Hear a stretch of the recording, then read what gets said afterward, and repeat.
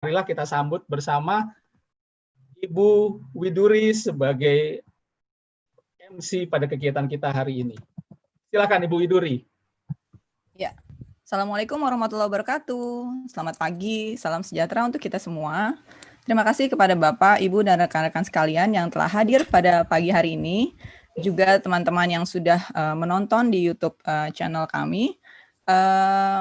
Pada webinar dan workshop literasi digital dengan tema aman dan produktif dengan adaptasi kebiasaan baru di internet. Yang ini merupakan kerjasama atau kolaborasi kami WhatsApp dengan ICT Watch dengan dukungan Kementerian Komunikasi dan Informatika Republik Indonesia dan juga mitra-mitra kami, yaitu diantaranya ada Relawan TIK, Gerakan Nasional Literasi Digital Siberkreasi, Indonesia Internet Governance Forum, Pengelola Nama Domain Indonesia atau PANDI, dan Universitas Bina Dharma Palembang.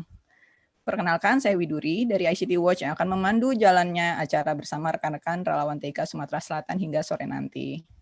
Telah hadir di tengah-tengah kita para narasumber, yaitu antara lain Ibu Mariam F. Barata, Direktur Tata Kelola Aplikasi Informatika dari Kominfo RI.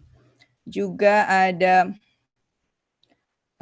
Bapak Edi Suryanegara, perwakilan dari Universitas Bina Dharma, Mas Andrika Permana, selaku relawan TIK Sumatera Selatan, selaku moderator di acara hari ini.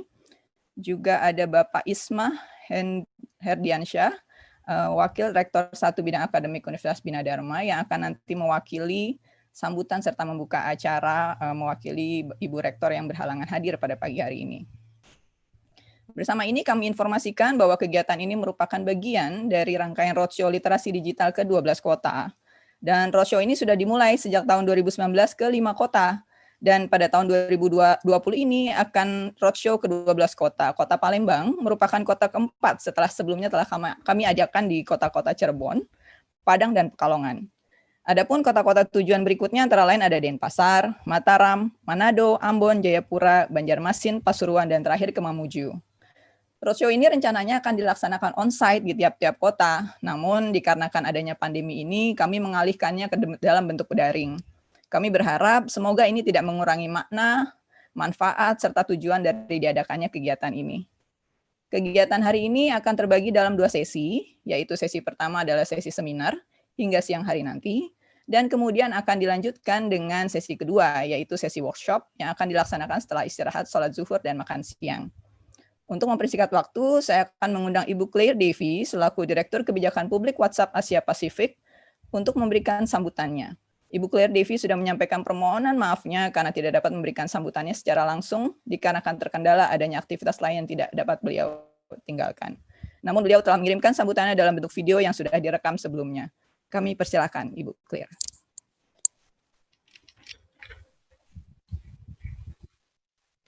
Selamat datang, apa kabar? Hi everyone, I hope that you are safe and well. My name is Claire Devi and I am the Director of Public Policy for WhatsApp in APAC. I am very excited to be part of the introduction today as part of our ongoing partnership with ICT Watch in Indonesia. WhatsApp and the Facebook family of apps have been working with them for a number of years.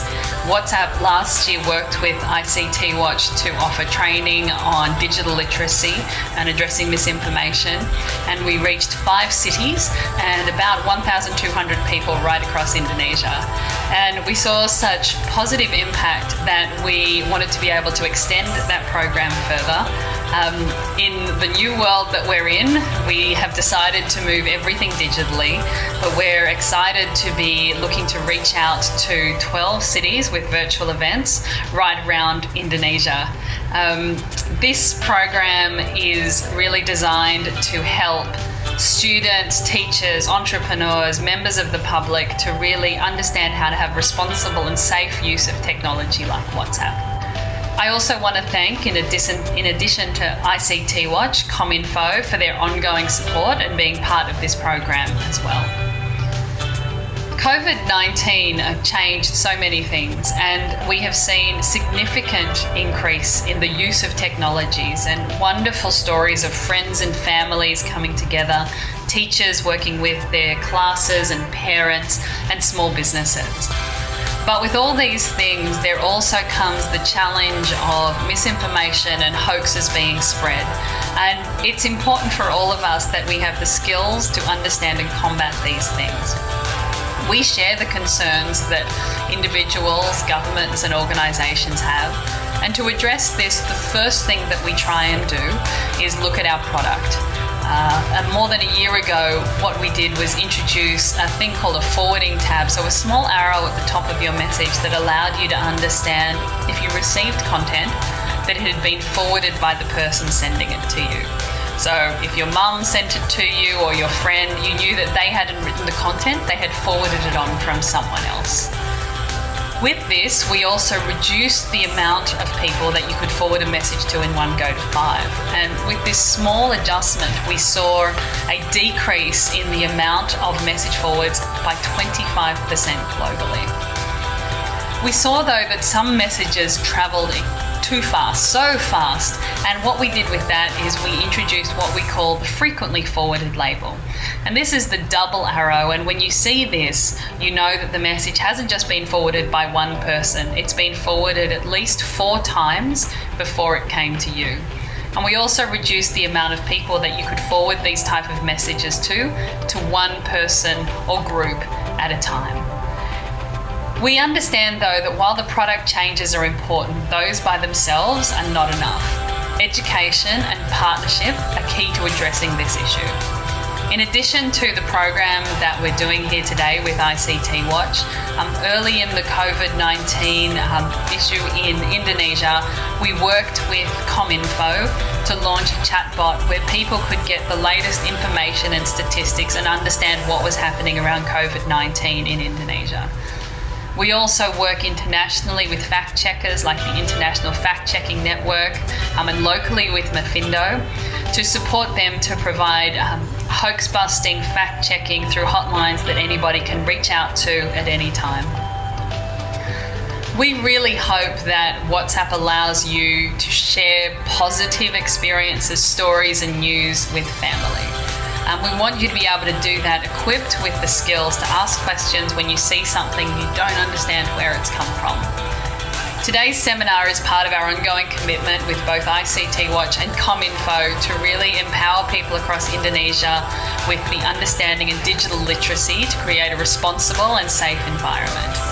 I just want to finish by thanking each of you for being part of this. I really hope that you have the opportunity to learn something new, that you're inspired to help other people, and without you, none of this would be possible. So my sincere thanks, and I hope you have a wonderful time with this training session. Goodbye. Ya, terima kasih atas sambutannya dari Bu Claire Davis selaku Direktur Kebijakan Publik WhatsApp Asia Pasifik. Dan beliau juga tadi sudah menyampaikan bahwa rangkaian kegiatan roadshow ini merupakan salah satu bentuk kontribusi WhatsApp untuk memajukan literasi digital di Indonesia. Selanjutnya kami mengundang Bapak Samuel Pangerapan, Direktur Jenderal Aplikasi Informatika Kementerian Komunikasi dan Informatika Republik Indonesia, untuk memberikan sambutannya yang juga akan disampaikan dalam bentuk video yang telah direkam sebelumnya. Beliau juga telah menyampaikan permohonan maaf karena tidak dapat hadir langsung pada pagi ini. Mari kita saksikan video sambutan dari Bapak Dirjen. Silakan, Pak.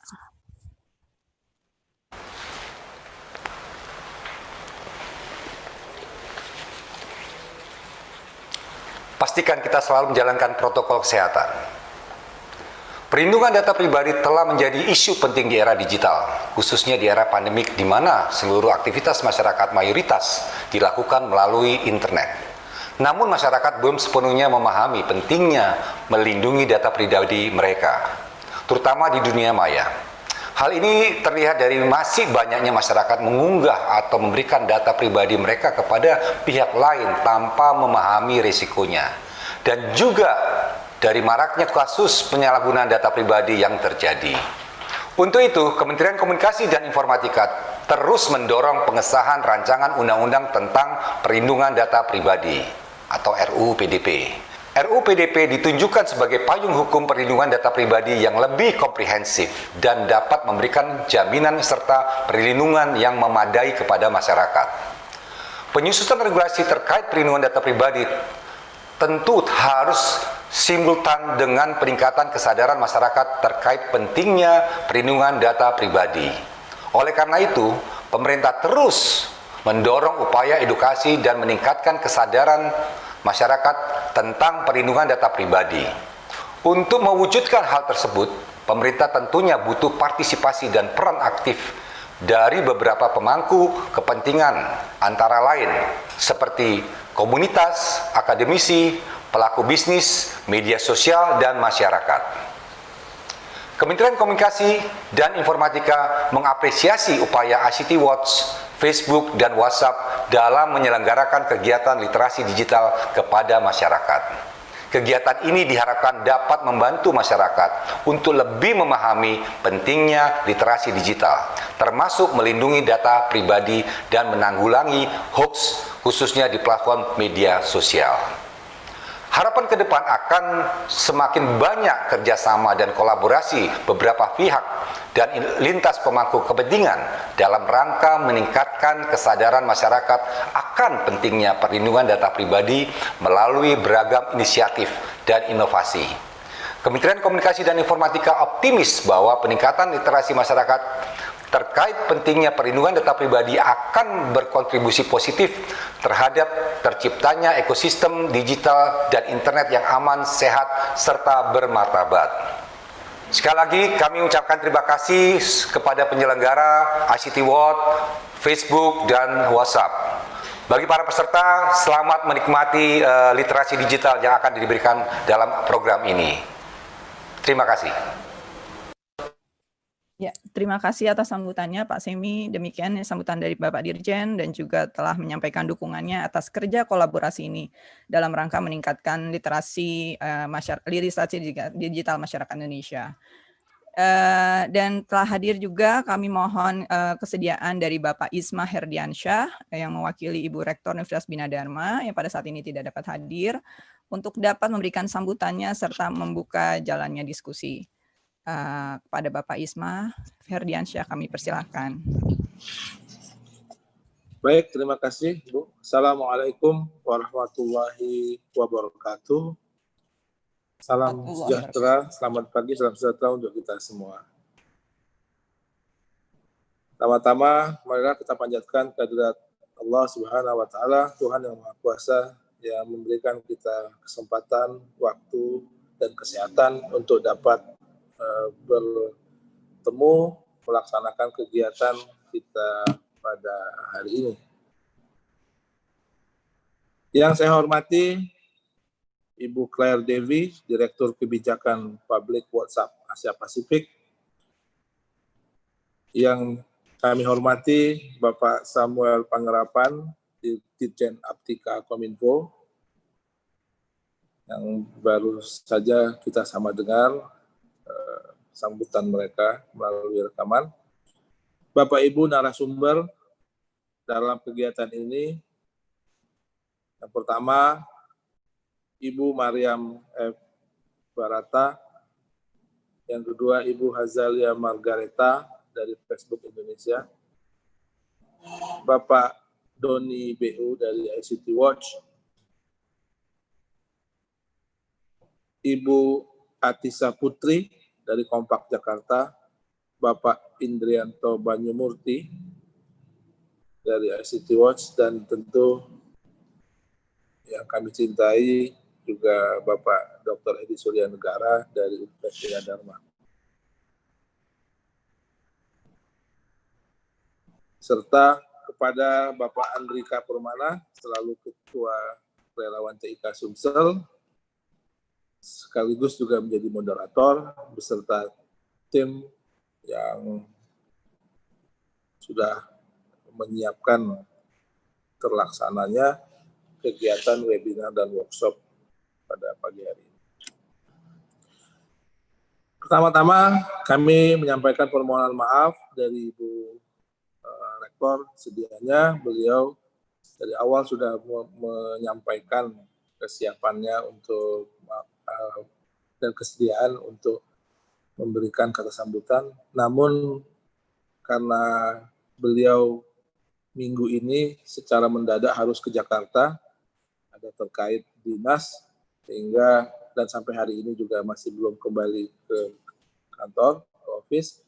Beliau meminta saya untuk mewakili, memberikan sambutan dan membuka ya nanti secara resmi kegiatan kita pada pagi hari ini.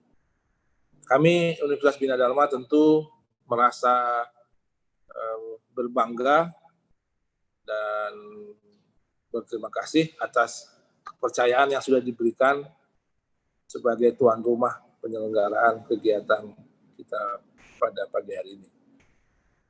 Ucapkan terima kasih kepada semua yang terlibat dan selamat datang pada seluruh hadirin.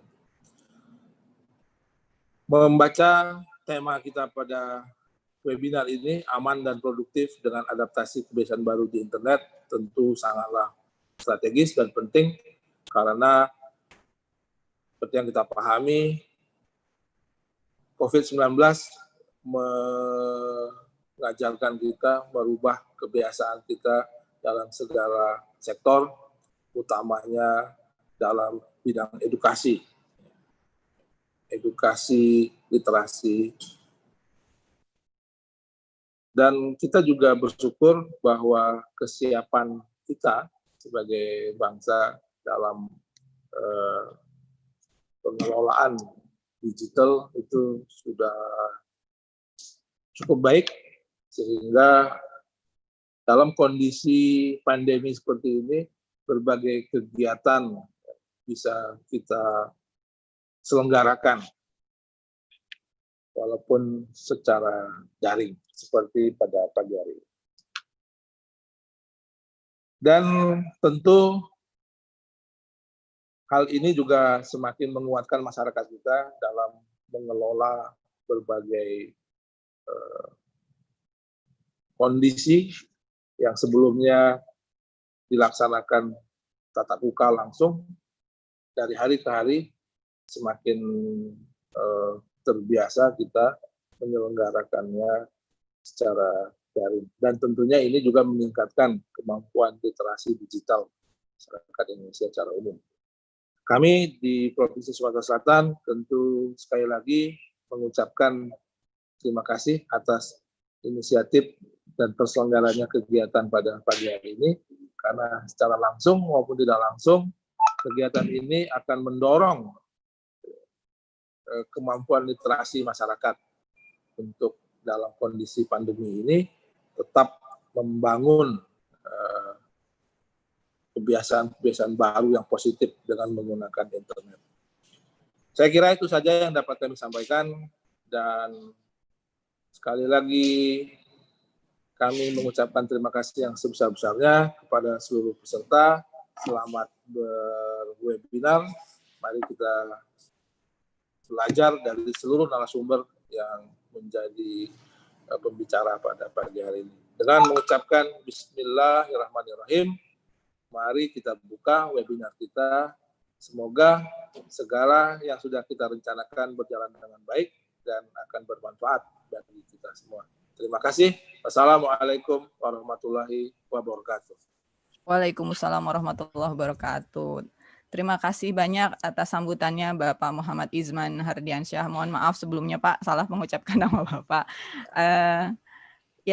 Terima kasih, dan telah secara pagi ini secara resmi telah dibuka acara oleh Bapak Izman. Dan sebelum kita mulai, ada beberapa hal yang perlu kami sampaikan terkait dengan tata tertib jalannya seminar. Kami informasikan bahwa kami akan mematikan mikrofon seluruh peserta dan hanya mikrofon narasumber serta moderator yang akan tetap aktif. Kami meminta kesediaan Bapak, Ibu, dan rekan-rekan semua untuk dapat menyampaikan pertanyaannya kepada para narasumber melalui kolom chat yang nantinya oleh tim kami akan disortir dan disampaikan ke moderator untuk dapat dibacakan pada saat sesi tanya jawab. Dan kami juga mengundang kembali kepada Bapak, Ibu, dan rekan-rekan untuk dapat mengisi kuesioner pada tautan S.id prasesi, seperti yang tadi sudah diinformasikan di awal. Ada juga di kolom chat oleh tim kami sudah dituliskan, mohon untuk dapat mengisi.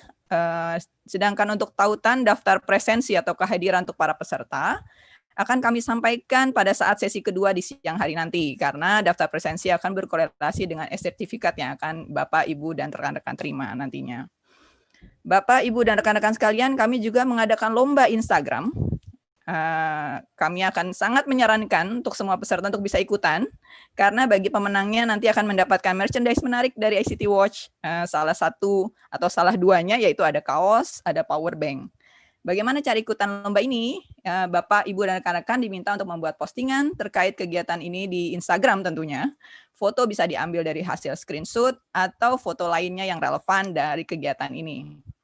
Mau wave-an dengan dengan laptopnya gitu ya, dengan seluruh peserta, monggo. Tulis caption semenarik mungkin dan sertakan hashtag kendalikan privasimu, tag atau mention akun internetsehat.id dan relawan TIK. Jangan lupa di-follow juga ya. Batas waktu posting paling lambat besok 6 Agustus 2020 jam 6 sore atau jam 18 WIB. Pemenang juga akan diumumkan di IG Story atau Instagram Story akun internetsehat.id esok lusanya, yaitu di tanggal 7 Agustus 2020. Jadi pantengin terus ya IG Story kami. So, jangan sampai nggak ikutan, Bapak, Ibu, dan rekan-rekan peserta semuanya. Kami juga mengundang Bapak, Ibu, dan rekan-rekan untuk mengikuti kelas online bersertifikat kami terkait literasi digital di belajar.ictwatch.id. Nanti juga akan dituliskan linknya atau tautannya oleh tim kami. Sekian pengantar acara dan beberapa informasi yang telah saya sampaikan. Dan untuk sesi pertama akan berupa talk show yang akan dipandu oleh Mas Andrika Permana dari relawan TIK Sumatera Selatan, dan selanjutnya acara ini saya serahkan kepada Mas Andrika untuk diambil alih. Saya persilahkan Mas Andrika.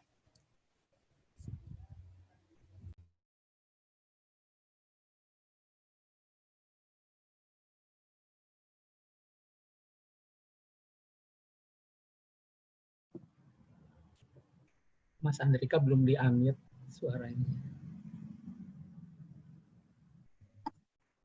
Baik. Assalamualaikum warahmatullahi wabarakatuh. Waalaikumsalam warahmatullahi wabarakatuh. Ya, terima kasih Mbak Widuri udah memberikan saya kesempatan.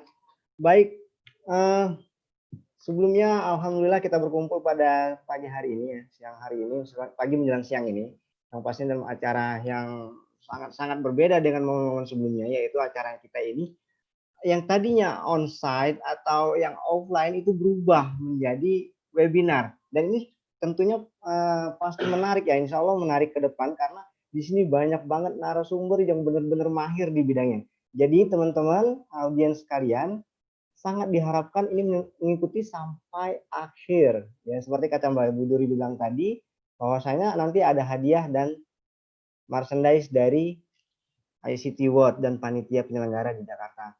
Oke, sebelum mulai, acara ini adalah seminar nasional dan workshop literasi digital aman dan produktif dengan adaptasi kebiasaan baru. Nah, di internet. Jadi, kenapa kita harus mengetahui kebiasaan-kebiasaan baru yang harus kita tinggalkan dari yang dulu sampai ke sekarang ini supaya kita lebih menarik, lebih menyikapi dengan masa-masa pandemi sekarang. Nah, ini sangat tepat ini acaranya nih. Terima kasih juga buat penyelenggara, buat ICT dari WhatsApp juga, ICT Watch, Kominfo, Bina Dharma, terus dari relawan TIK, Superkreasi, ID, Pandi. Terima kasih semuanya buat yang sudah hadir, dan juga nanti ada beberapa para narasumber yang mahir di bidangnya. Yang terhormat Bu Mariam Barata, selalu Direktur Tata Kelola Aptika Kementerian Kominfo. Terus tadi udah dibuka sama Bapak Isma Hardiansa. Terus ada nanti dari Bang Doni BU. Terus ada dari Pak Edi Suryanegara juga. Jadi di sini banyak banget yang bakal kamu bisa bertanya ya. Jadi interaksi aja, nanti di chatnya aja, nanti kamu tahu kan kenapa sih sekarang ini misalkan teknologi itu kok bisa berubah dari 10 tahun yang lalu kita langsung ke sekarang itu semua mau makan mau minum itu dianterin semua ya, enak banget. Di 10 tahun yang lalu itu belum ada yang seperti itu. Artinya teknologi di Indonesia ini sudah alhamdulillah mengikuti zaman, tetapi kita harus ikutin iringin dengan judul kita lagi, aman. Nah, bagaimana tips-tips amannya itu nanti kita akan bahas ini dengan kupas Walaupun waktunya terbatas, nanti bisa kita adakan di offline atau bisa langsung chat.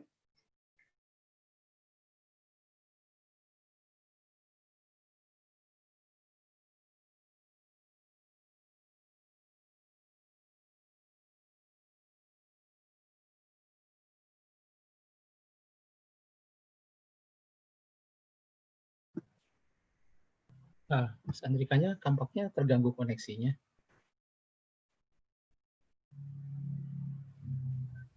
Halo Mas Andrika. Ini tantangan ketika kita membuat kegiatan online. Jadi sering muncul sekali gangguan-gangguan seperti ini.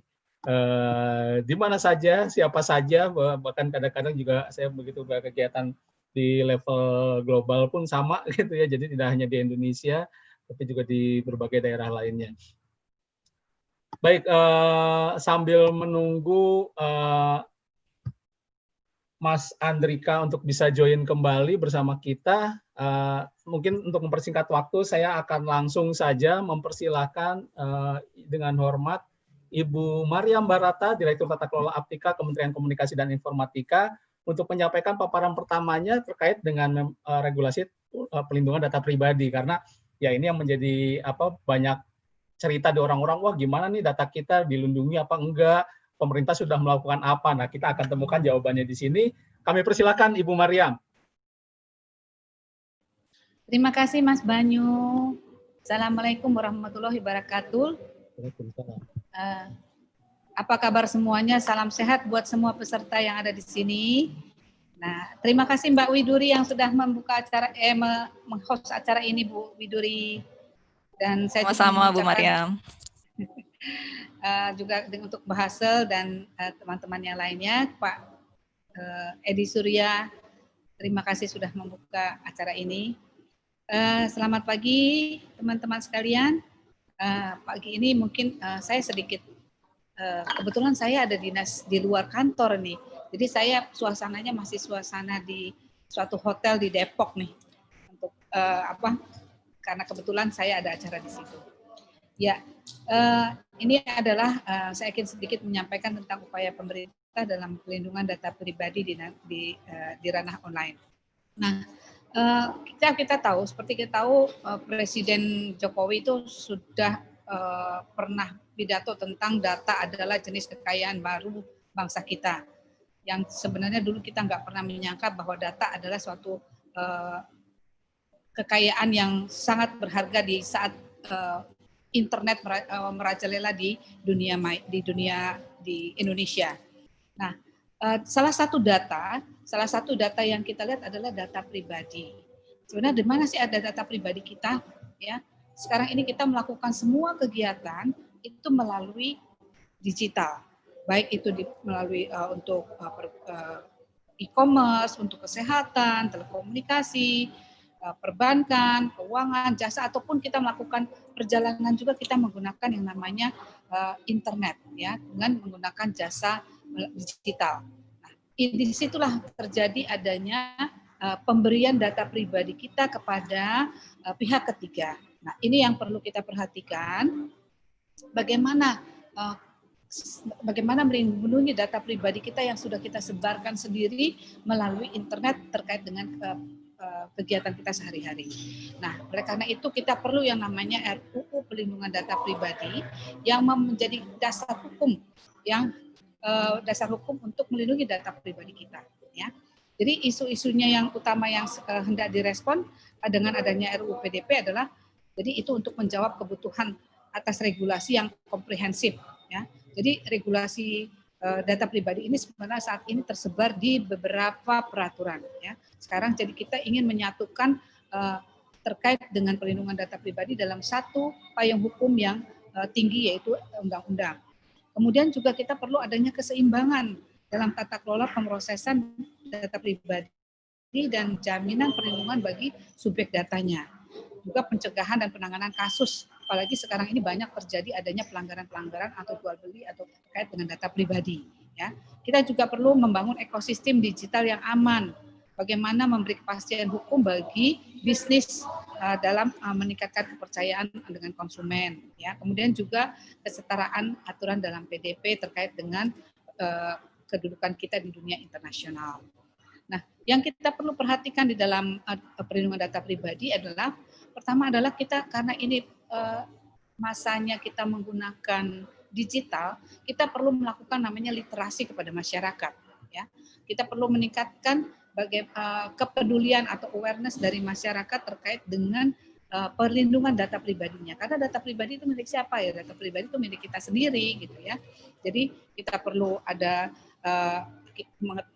memberikan masyarakat tentang bagaimana hak dari hak dari yang mempunyai data pribadi itu sendiri, kemudian juga ada kebiasaan-kebiasaan yang harus ditata dalam melakukan transaksi melalui online dengan memberikan data pribadi. Nah, untuk itu juga kita perlu adanya nanti tata kelola. Tata kelola itu dengan tadi adanya regulasi yang sedang kita susun, meskipun saat ini regulasi tentang perlindungan data pribadi itu sudah ada, ya. Itu ada di dalam Permen Kominfo nomor 20 tahun 2016 terkait dengan perlindungan data pribadi dalam sistem elektronik. Kemudian pada tahun 2019 juga ada PP 71 yang mengatur juga tentang perlindungan data pribadi. Ya. Nah, kalau sudah ada peraturan juga ada ini, maka kita juga nanti perlu adanya pengawasan. Bagaimana tadi banyak masih terjadi adanya penggunaan data pribadi yang ilegal. Mengapa Indonesia perlu? Karena gini, ada regulasi perlindungan data pribadi ini sudah ada 130 negara yang mempunyai dasar hukumnya. Nah, Indonesia ini belum mempunyai undang atau regulasi terkait dengan pribadi yang setara dengan undang-undang. Kita hanya baru punya permen ataupun PP. Nah, nanti kalau kita RUU PDP ini jadi, maka kita akan menjadi negara ke-133 di dunia yang mempunyai regulasi PDP. Sebelumnya kalau di ASEAN itu ada Malaysia tahun 2010, kemudian Singapura dan Filipina serta Thailand di 2019. Jadi sebenarnya kita kalau tahun 2020 ini kita punya RUU perlindungan data pribadi atau undang-undang perlindungan data pribadi, kita menjadi negara kelima di ASEAN. Nah, kita perlu tahu jadi gini, undang-undang perlindungan data pribadi itu nanti bersifat ekstrateritorial, ya. Jadi ini RU nanti itu berlaku untuk di wilayah negara Republik Indonesia maupun di luar wilayah Republik Indonesia. Dan itu juga berlaku untuk semua sektor, untuk pemerintah maupun untuk sektor swasta atau masyarakat, ya.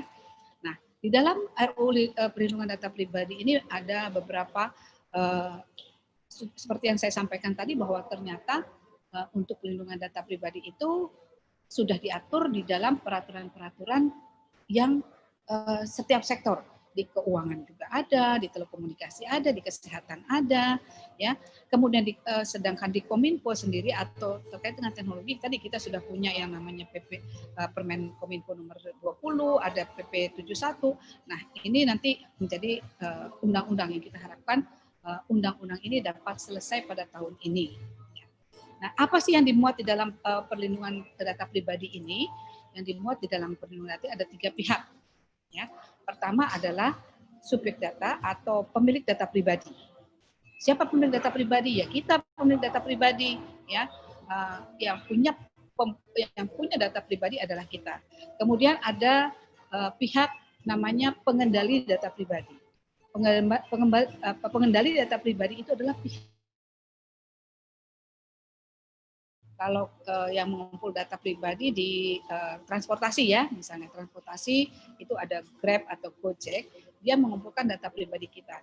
Data pribadi itu yang disebut data pribadi apa sih? Kembali ke data pribadi. Data pribadi itu yang bisa menunjukkan seseorang. Data yang bisa menunjukkan seorang. Misalnya Mariam tinggal di Bogor. Itu sudah data pribadi, ya. Jadi dari satu atau dua data yang disatukan yang bisa menunjukkan seseorang. Jadi kalau Gojek itu mengumpulkan data pribadi kita, itu dia sebagai pengendali data pribadi.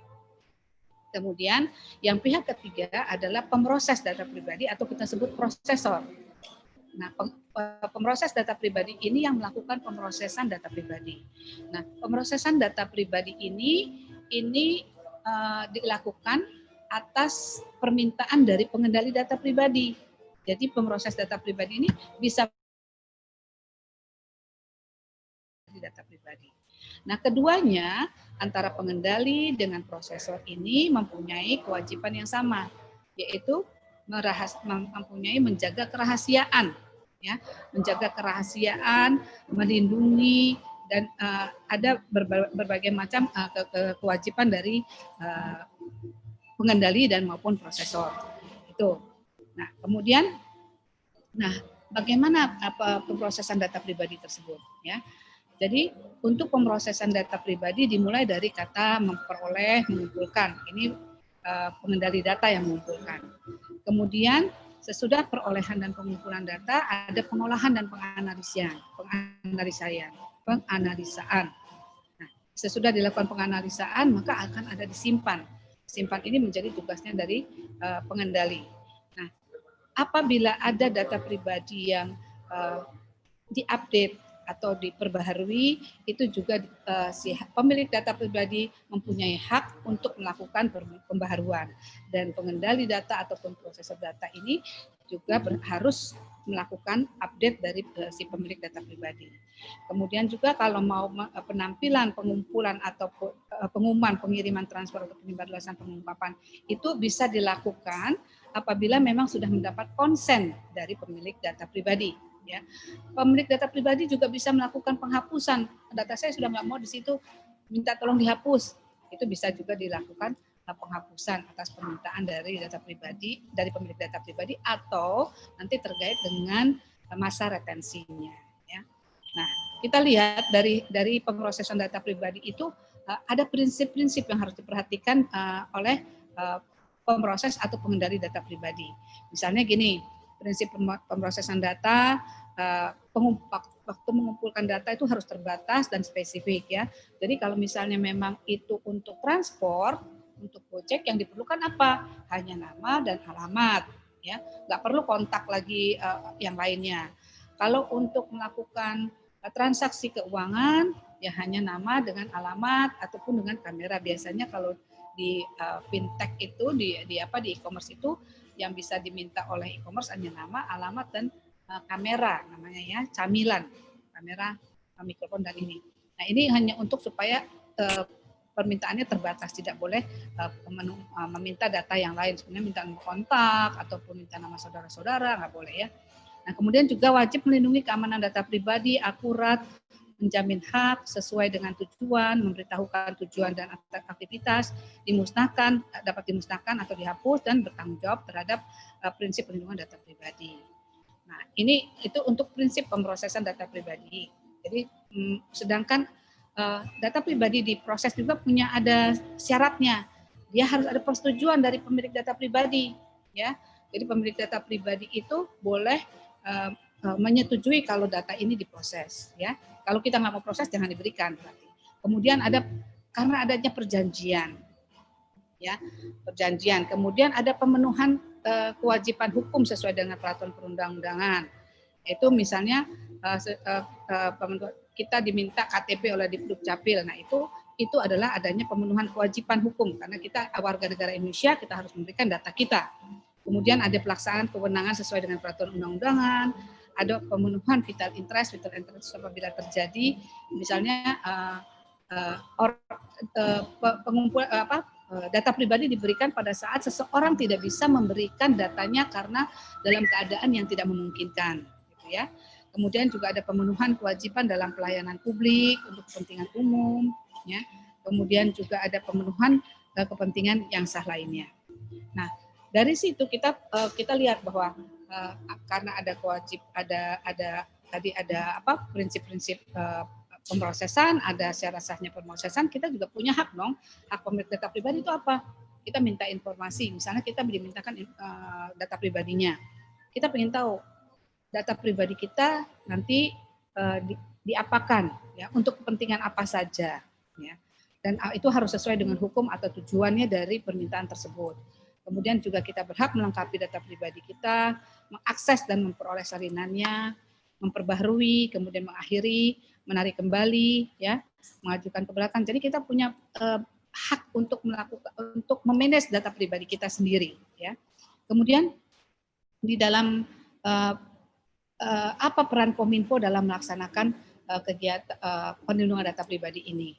Jadi Kominfo sendiri selain tadi kita menyusun yang namanya regulasi, ya, kita juga perlu melakukan pengawasan terhadap adanya transaksi atau adanya perputaran ekosistem di ekosistem data pribadi di dalam transaksi yang dilakukan masyarakat, ya. Kemudian juga tadi kita juga tadi sudah membuat peraturan, kemudian juga kita melakukan pengawasan, dan kita juga melihat setiap yang meminta atau setiap pengendali yang meminta, kita juga melihat apakah sistem keamanannya sudah terjamin, ya.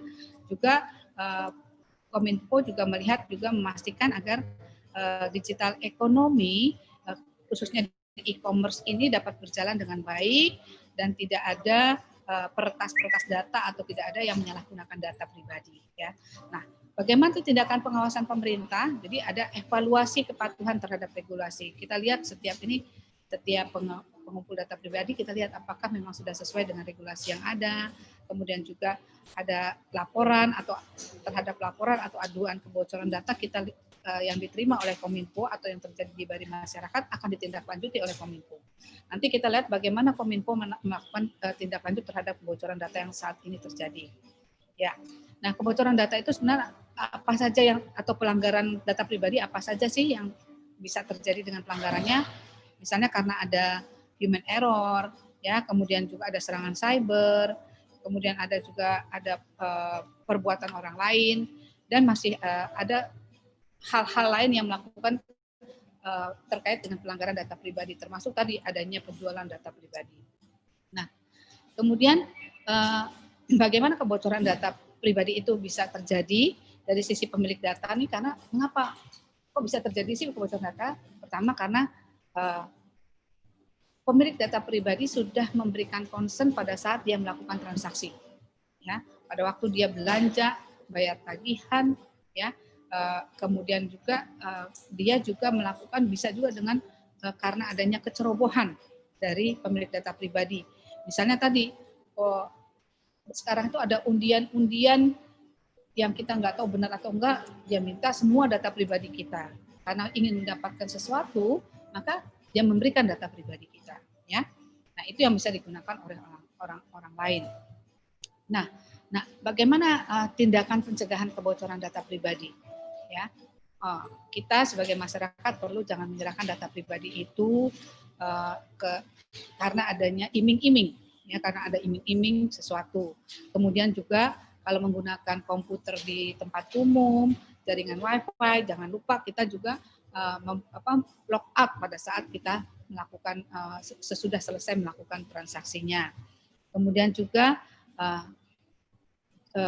jangan izinkan perangkat mengingat. Jadi kadang-kadang remember atau apa ini istilahnya ingat selalu, jadi kita nggak perlu ingat passwordnya.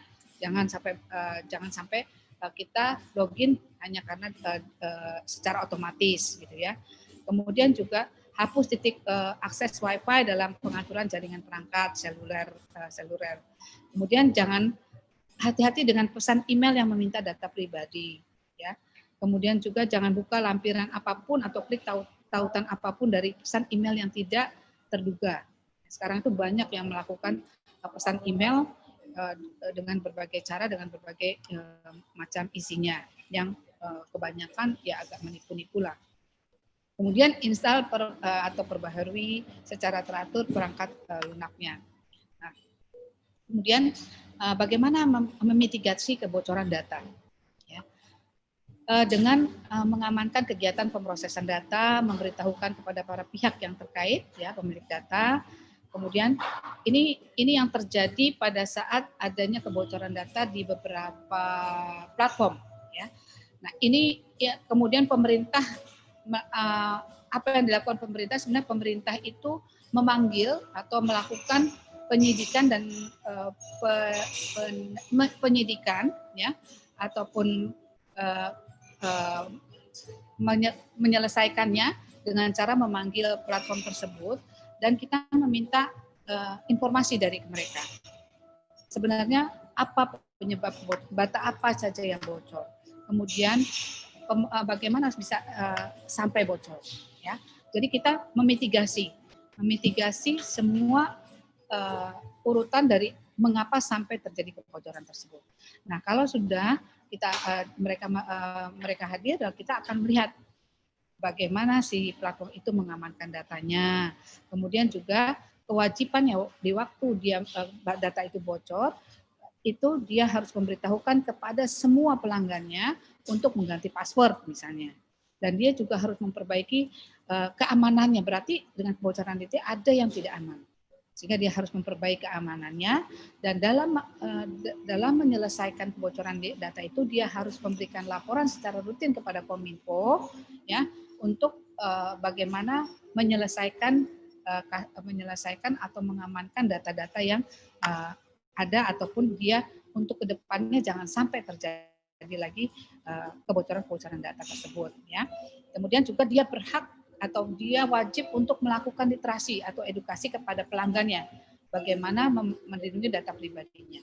Nah, ini mungkin yang dilakukan oleh Kominfo terkait dengan bila ada terjadi kebocoran. Ya, kemudian ini oleh karena itu peran Kominfo dalam melindungi data pribadi di Indonesia selain tadi dukungan sebagai regulator, dia harus membuat regulasi, juga melakukan pengawasan terhadap semua unsur yang melakukan pengumpulan data, kemudian juga kesiapan implementasi dan pengembangan ekosistemnya ya dari sektor swasta maupun pemerintah. Kemudian juga melakukan edukasi atau literasi kepada masyarakat supaya mereka lebih aware dalam melindungi atau membagi data pribadinya. Ya. Kemudian, nah juga tugas pemerintah untuk melakukan edukasi atau literasi kepada masyarakat, tetapi juga menjadi tugas semua unsur, ya, baik itu pemerintah, baik itu masyarakatnya sendiri. Ya, kita mungkin melalui komunitas-komunitas atau stakeholder yang juga peduli terhadap masyarakat, ya. Kemudian juga pelaku usahanya, bagaimana juga dia punya kewajiban untuk dalam mengumpulkan data. Kemudian akademisi juga diminta untuk membantu, serta media, serta perusahaan-perusahaan yang lainnya juga. Serta platform-platform digital yang mengumpulkan data semuanya itu punya kewajiban yang sama untuk mendorong atau masyarakat lebih aware dan lebih hati-hati dalam memberikan data pribadinya. Ya. Kemudian juga ini perlu kita lihat dari berbagai aspek, ya, baik untuk identifikasi atau dorongan dan tantangan serta hambatan terkait dengan isu PDP, identifikasi stakeholder yang terlibat beserta peran dan kesiapannya, menyusun target yang kita harapkan untuk kelancaran pembahasan atau kelancaran untuk terbitnya RUU PDP ini. Kami perlu dorongan dari stakeholder supaya RUU ini dapat segera dibahas dan dapat juga diselesaikan oleh perwakilan-perwakilan kita yang ada di DPR sehingga RUU ini dapat terbit pada tahun ini, sehingga bisa menjadi payung hukum dari segala payung hukum untuk melindungi data pribadi atau untuk segala sanksi atau segala aspek yang terjadi akibat adanya pelanggaran terhadap data pribadi orang. Melindungi data pribadi di dana online mungkin nanti bisa dibaca terkait dengan tips tentang bagaimana mengamankan data privacy dengan berinteraksi secara nyaman. Kemudian juga ada bagaimana mengamankan data pribadi untuk mencegah data breach, ya. Kemudian juga ada jangan klik di sembarangan, ya, jangan klik sembarangan. Kemudian juga ada awas ada phishing. Jadi itu dapat dibaca nanti di slide-slide selanjutnya. Demikian Mbak Mas, wah ini udah datang belum ya ininya moderatornya? Demikian Mas Banyu, terima kasih atas kesempatan dan waktunya. Terima kasih buat teman-teman sekalian yang sudah hadir pada acara ini.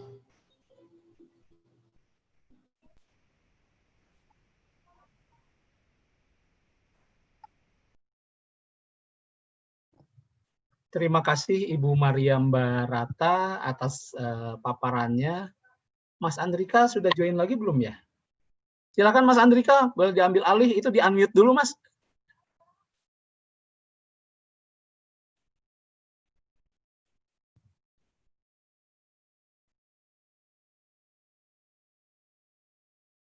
Silakan Mas Andrika.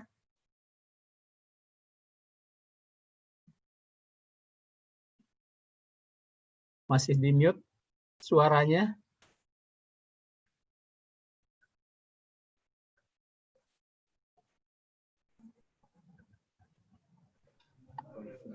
Baik,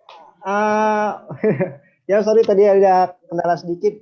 Terima kasih buat Ibu udah memaparkan apa sedikit atau sekelumit, tapi benar-benar menarik. Kalau saya bilang emang tentang data pribadi ini emang di antara kita ya, di kalangan kita aja ya. Kalau saya aja sering dengar-dengar apa sih, terima atau SMS yang ayo kamu dapat hadiah ini, upload data kamu kayak gitu.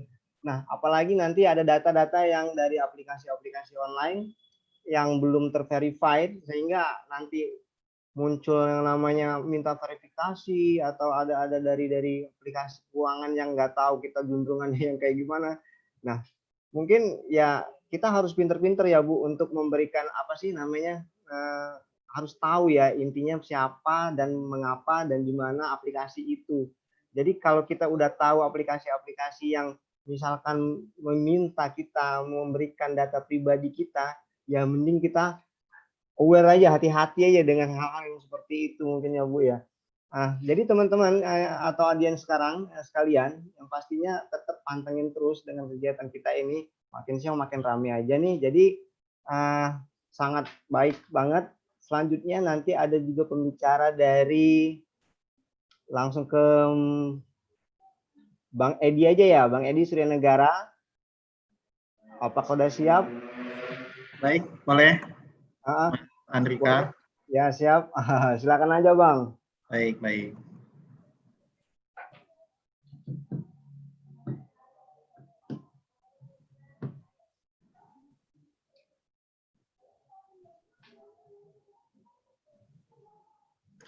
Baik, Assalamualaikum warahmatullahi wabarakatuh. Waalaikumsalam.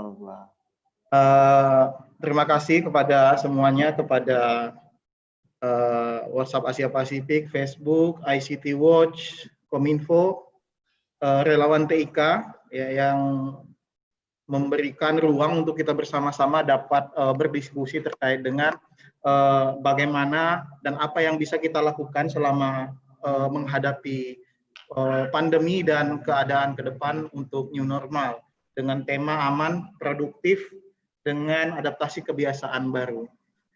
Terima kasih atas kesempatan yang diberikan kepada saya untuk berbicara terkait dengan peluang dan tantangan UMKM di masa pandemi, dan nanti dalam konteks ini kita melihat apa ancaman atau bagaimana tantangan atau peluang yang bisa kita dapatkan, termasuk nanti adalah salah satu tantangan di bidang cyber security seperti yang disampaikan oleh Ibu Mariam tadi, karena sebagian besar dari kita banyak pelaku di sini ya, banyak pelaku atau pengguna, baik itu aplikasi-aplikasi yang berbasis marketplace ataupun aplikasi-aplikasi yang lainnya gitu ya. Perkenalkan, nama saya Edi Surya Negara, Bapak Ibu hadirin semuanya. Dalam kapasitas ini saya sebagai akademisi dan beberapa tahun belakangan saya termasuk peneliti di bidang UMKM dan pemerhati UMKM gitu. Dan saya juga boleh dikatakan pelaku juga karena ada beberapa usaha kecil yang saya coba garap untuk bisa dimanfaatkan di era digital yang menjadi peluang besar untuk kita sebagai masyarakat Indonesia. Ya, waktunya tidak lama ya, mungkin saya akan masuk saja langsung ke pembahasannya. Nah, kalau kita lihat sektor UMKM di Indonesia ini sangat beragam sekali ya, sangat banyak sekali. Bapak Ibu ada yang mungkin sering berkuliner, ya mungkin bisa sering melihat kerajinan tangan dan pertanian. Yang belum banyak teridentifikasi adalah jasa formal ataupun jasa informal, ya seperti layanan perbengkelan atau layanan kesehatan yang sifatnya informal ya. Mungkin kalau Bapak Ibu sering pegel-pegel cari tukang urut, itu sebenarnya adalah peluang-peluang sektor-sektor yang bisa kita bangkitkan untuk menggerakkan perekonomian bangsa ya. Jadi sektor ini semua perlu kita garap dan perlu difasilitasi oleh teknologi sehingga semua sektor bisa tersinkronisasi dan terintegrasi untuk menjalankan perputaran roda ekonomi. Nah, kita ketahui bersama-sama ya, hampir 70% kekuatan ekonomi Indonesia itu adalah di sektor UMKM dan pertumbuhannya juga sangat pesat sekali ya. Kalau kita lihat datanya Kementerian Koperasi dan UMKM itu pertumbuhan pelaku UMKM itu sangat besar sekali. Dan saya katakan bahwa ini adalah sektor UMKM ini merupakan sektor terbesar kekuatan ekonomi Indonesia. Nah, oleh sebab itu waktu pandemi ini yang menjadi permasalahan ya. Jadi bagaimana sektor-sektor kecil ini yang dalam hal ini tidak memiliki sarana atau prasarana yang memadai untuk bisa survive, itu harus tetap hidup. Ya. Otomatis kita ketahui bersama-sama dampak COVID-19 ini merongrong sampai ke sektor ekonomi kita dan hampir mungkin ini kita nggak lihat nanti prediksi orang ekonomi hampir resesi katanya gitu. Nah, apa yang bisa kita lakukan dan apa yang harus kita lakukan untuk membantu dan menolong pelaku-pelaku UMKM ini untuk bisa survive dan bertahan di saat ini. Otomatis harus kita lihat apa yang harus kita lakukan. Nah, kita lihat data. Saya coba sampaikan data yang penelitian kecil-kecilan yang dilakukan oleh teman-teman di UMKM di UGM ya, di timnya Yanmas DPKM UGM. Akhir-akhir ini 2020 Mei mereka mencoba mensurvei UMKM dan menunjukkan bahwa kegiatan usaha yang ada saat ini ya itu hampir tidak berjalan ya. Jadi 71% itu tidak berjalan UMKM karena dampak pandemi Covid. Dan 73% itu menghentikan usahanya sementara. Ya, artinya ini yang bisa kita lihat bahwa wajar kalau perekonomian kita terancam gitu, ya. Dan ini yang harus didorong bagaimana kita bisa memberikan peran, ya baik dari Kominfo dan semua penyelenggara yang berhubungan dengan UMKM. Nah, kalau kita lihat lagi kegiatan produksi, ya hampir turun, ya hanya sedikit yang berjalan. Produksi yang ada di UMKM itu semua hampir tidak lancar. Ya, ini adalah data dari UGM. Artinya apa? Kita sebagai pelaku, teman-teman sebagai pelaku ataupun sebagai penyedia layanan elektronik UMKM itu harus sama-sama bergerak ya bagaimana untuk bisa keluar dari situasi ini. Nah, apa yang harus kita lakukan? Mungkin menjadi pertanyaan untuk kita semua, siapa yang mampu bertahan dalam keadaan ini? Ya, dan bagaimana cara kita untuk bisa bertahan? Kita sebagai pelaku. Nah, bisa dilihat ya di sini ada beberapa referensi dan rujukan yang saya ambil bahwa ada beberapa statement dari Kominfo juga, ini adalah Aptika, UMKM online jadi solusi untuk bisa bertahan di pandemi COVID-19. Artinya, teman-teman atau pelaku-pelaku UMKM itu harus memanfaatkan fasilitas-fasilitas digital atau online yang ada, yang harus digunakan. Artinya yang selama ini menggunakan tradisional market, ya kita sudah harus mulai beralih ke digital. Nah, karena yang bertahan di sini, ya, yang saya katakan yang bisa bertahan ini hanya 23% kegiatan usahanya yang bertahan, dan ini adalah mereka yang menggunakan digital atau online. Jadi services yang mereka berikan, UMKM yang mereka jual itu mereka bergerak di online. Dan mereka lah yang bertahan. Artinya teman-teman yang ada di 73% ini adalah pelaku-pelaku UMKM yang tradisional. Nah, oleh sebab itu, mungkin ini sudah kita ketahui bersama, ada gerakan bersama Ayo UMKM Go Online. Ya, ini saya pikir menjadi salah satu terobosan juga yang bisa kita dukung bersama-sama, bahwa kita harus mendorong teman-teman yang bergerak di bidang UMKM ini harus go online. Tantangannya memang tantangannya memang sangat banyak, ya. Tidak semudah kita harus go online, kita bisa langsung online gitu. Nanti kita lihat tantangannya bagaimana. Ya, karena ini penting untuk kita. Nah, saya tunjukin dulu peluangnya ya untuk teman-teman yang masih berada di tradisional marketnya UMKM itu, bahwa potensi pasar digital kita itu sangat besar sekali. Ya, diproyeksikan itu akan tumbuh sampai 20,2% per tahunnya. Artinya, ayo teman-teman yang sekarang ini bergerak di UMKM harus go online. Itu yang pertama yang saya pengen tunjukkan. Artinya pasar kita bisa semakin luas. Ya, pasar kita bisa semakin luas dan jangkauan kita semakin besar. Dan ini yang disebut dengan peluang di masa pandemi. Karena suka tidak suka kita harus rasakan bersama bahwa semasa pandemi kita dipaksa untuk mampu go online.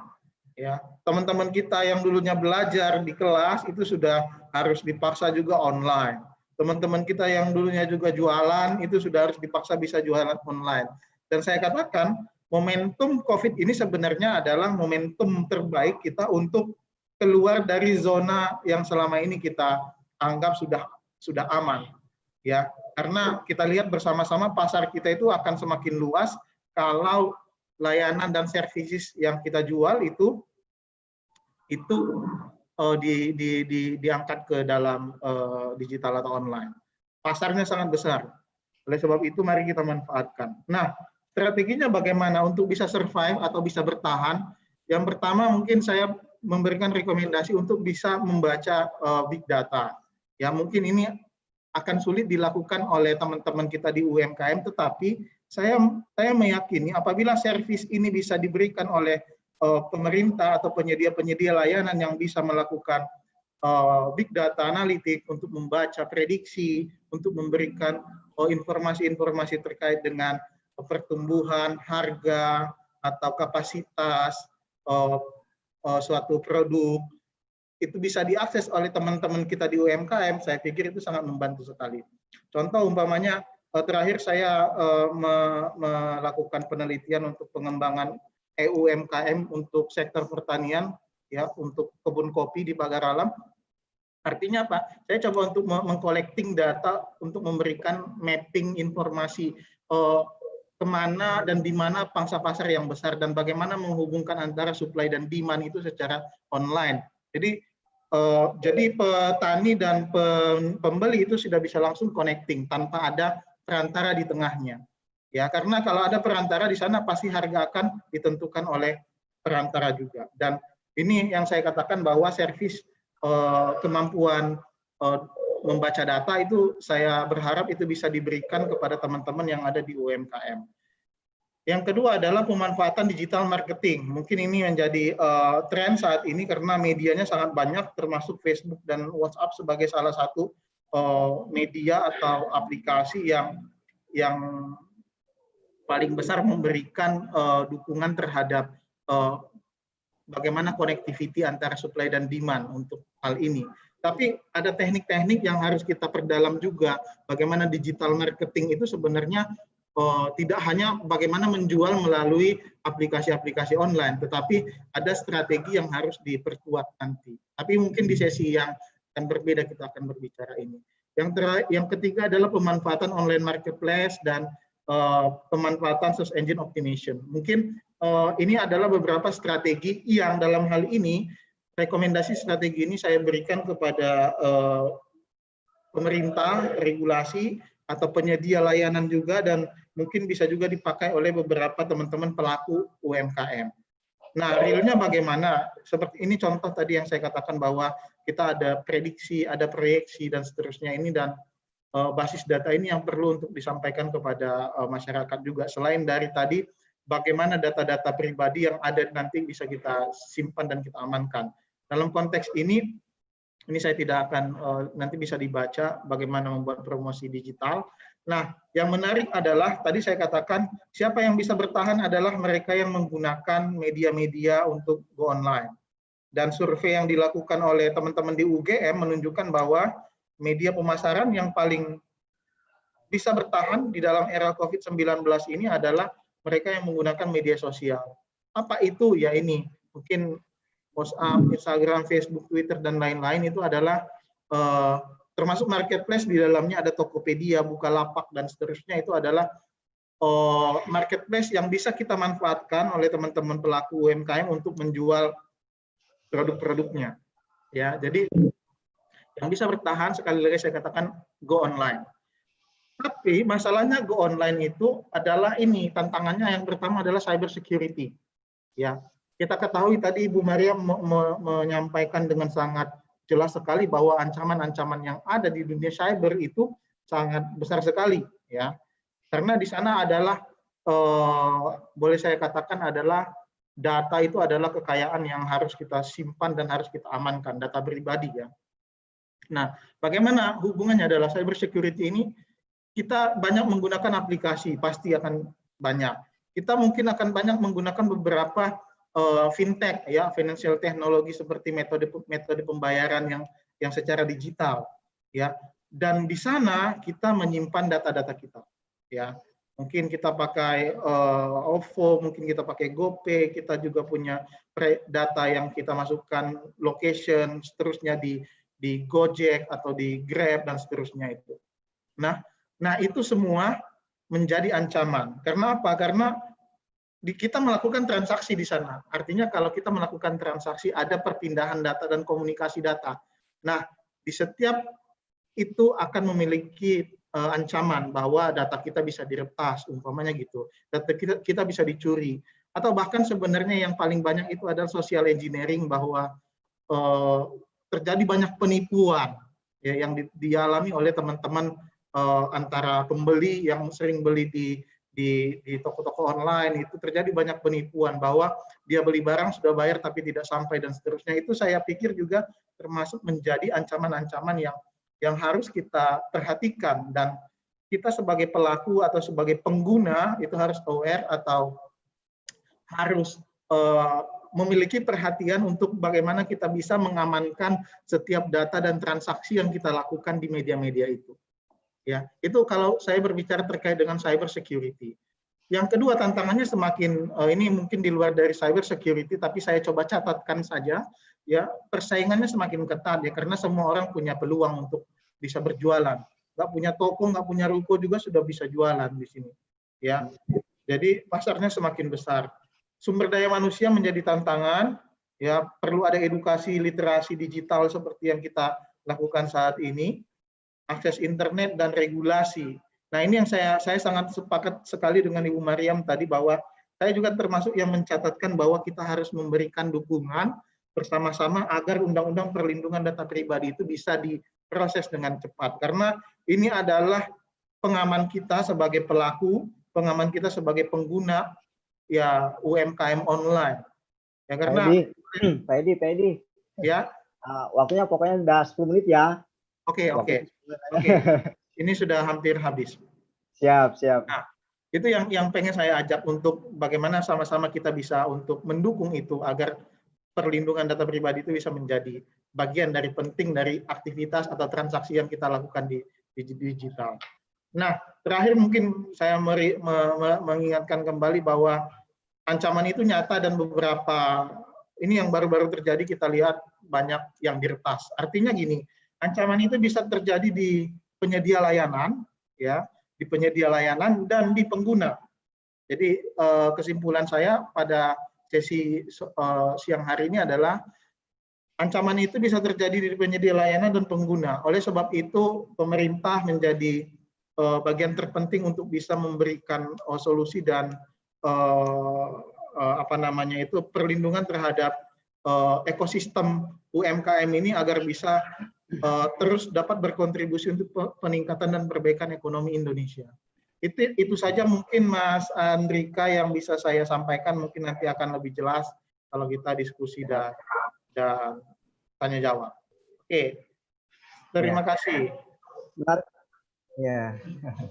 Menarik sekali memang kalau bicara UMKM go online gitu Bang. Jadi kalau menurut saya di kita Palembang ini khususnya ya, di Palembang ini kita udah mulai nih, UMKM kita ini udah mulai ingin masuk ke dunia online. Tapi balik lagi, mungkin literasi bagi teman-teman atau pelaku UMKM yang tradisional itu, edukasinya mungkin belum tahu.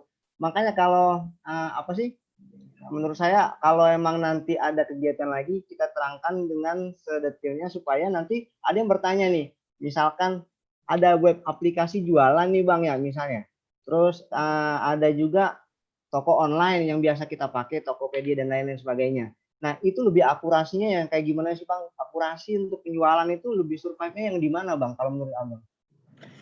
Kalau masalah akurasi terkait dengan yang akan didapatkan oleh pengguna, sebenarnya kita harus bisa memastikan bahwa penyedia layanan itu memberikan regulasi atau prosedur-prosedur yang jelas ya terkait dengan bagaimana kita melakukan transaksi. Ya sebagai contoh mungkin kita juga harus bisa memastikan bahwa bagaimana proses autentikasi, bagaimana proses akuntabilitas yang terjadi di dalam transaksi itu harus tercatat dengan baik. Ya, otomatis maksud saya gini, kita punya dasar bahwa kalaupun terjadi hal-hal yang tidak diinginkan, kita tahu bagaimana men-trace dan di mana terjadinya kebocoran atau katakanlah penipuan atau katakanlah ketidakakuratan dari aplikasi-aplikasi yang kita gunakan. Untuk saat ini kita hanya harus aware gitu karena banyak platform ya dan semua platform punya motif baik, saya yakin itu, tetapi banyak orang-orang yang mau menyerang platform-platform ini gitu dan memanfaatkan itu sebagai media untuk mereka mendapatkan sesuatu. Gitu Mas Andrika. Oke, baik Bang. Ini udah ada pertanyaan nih Bang dari teman-teman dari audiens kita nih, untuk yang terhormat Ibu Mariam Barata dari Yuniarti nih saya bacakan dari Unsri dan Wendy Liana Asmi Sriwijaya. Jadi seringkali saya menerima message pinjaman online dengan nomor yang beda. Dari manakah nomor telepon saya itu didapat Bu? Apakah itu termasuk penyalahgunaan data pribadi? Bagaimana? Terus yang kedua, bagaimana cara menghadapi atau paling tidak bagaimana meminimalisir kejahatan cyber? Termasuk kejahatan penyalahgunaan data sementara masa pandemi COVID-19 yang belum tahu kapan berakhir dan kegiatan melalui fasilitas daring yang menggunakan data pribadi. Monggo Bu, dijelasin. Terima kasih. Ya, terima kasih. Yang pertama tadi apa Mas? Pertanyaannya? Yang pertama. SMS ya. Oh ini ya. Seringkali menerima SMS pinjaman online. Ya. Jadi sekarang ini memang sebenarnya untuk ini kan nomor telepon ya. Sebenarnya kan Kominfo juga sudah membuat satu aturan bahwa kalau kita membeli nomor telepon itu kan sudah harus ada pakai KTP ya. Pakai KTP sehingga itu nomornya jadi tidak abal-abal. Tetapi itu ternyata juga belum efektif karena masih banyak sekali juga nomor telepon yang menggunakan KTP palsu ataupun data yang tidak lengkap gitu. Nah, sehingga masih banyak nomor-nomor yang tadi nomor-nomor yang bisa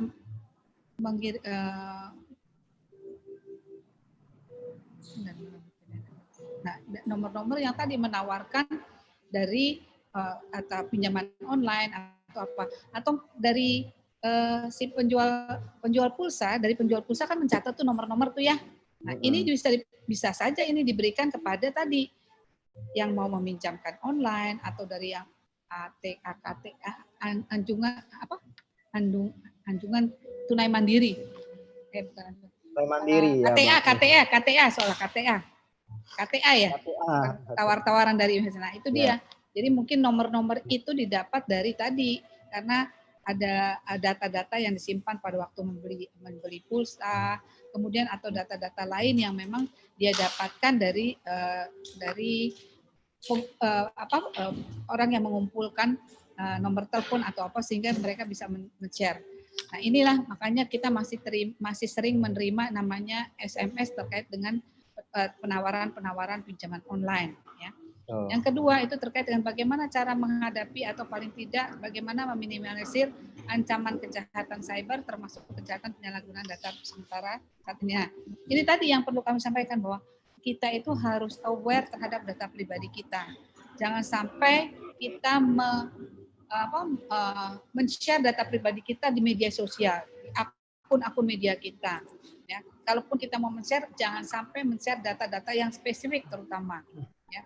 Kita pernah lihat bahwa ada yang men-share foto KTP kita di-share, ya, atau kita karena ada kelahiran anak, kemudian di-share kakaknya. Nah, ini yang perlu kita waspadai, jangan sampai kita men-share data pribadi kita.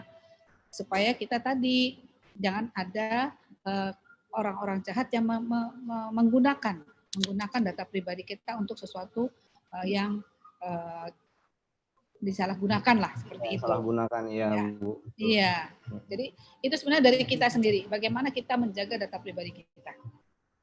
Ya. Jangan sampai kita tadi hal-hal yang perlu diperhatikan, kita waktu memberikan data pribadi kita harus tahu tujuannya apa nih. Kalau hanya untuk transportasi ini, untuk e-commerce ini. Jadi tidak semua data pribadi kita umbar ke semuanya. Ya, itu aja. Demikian Mbak Mas.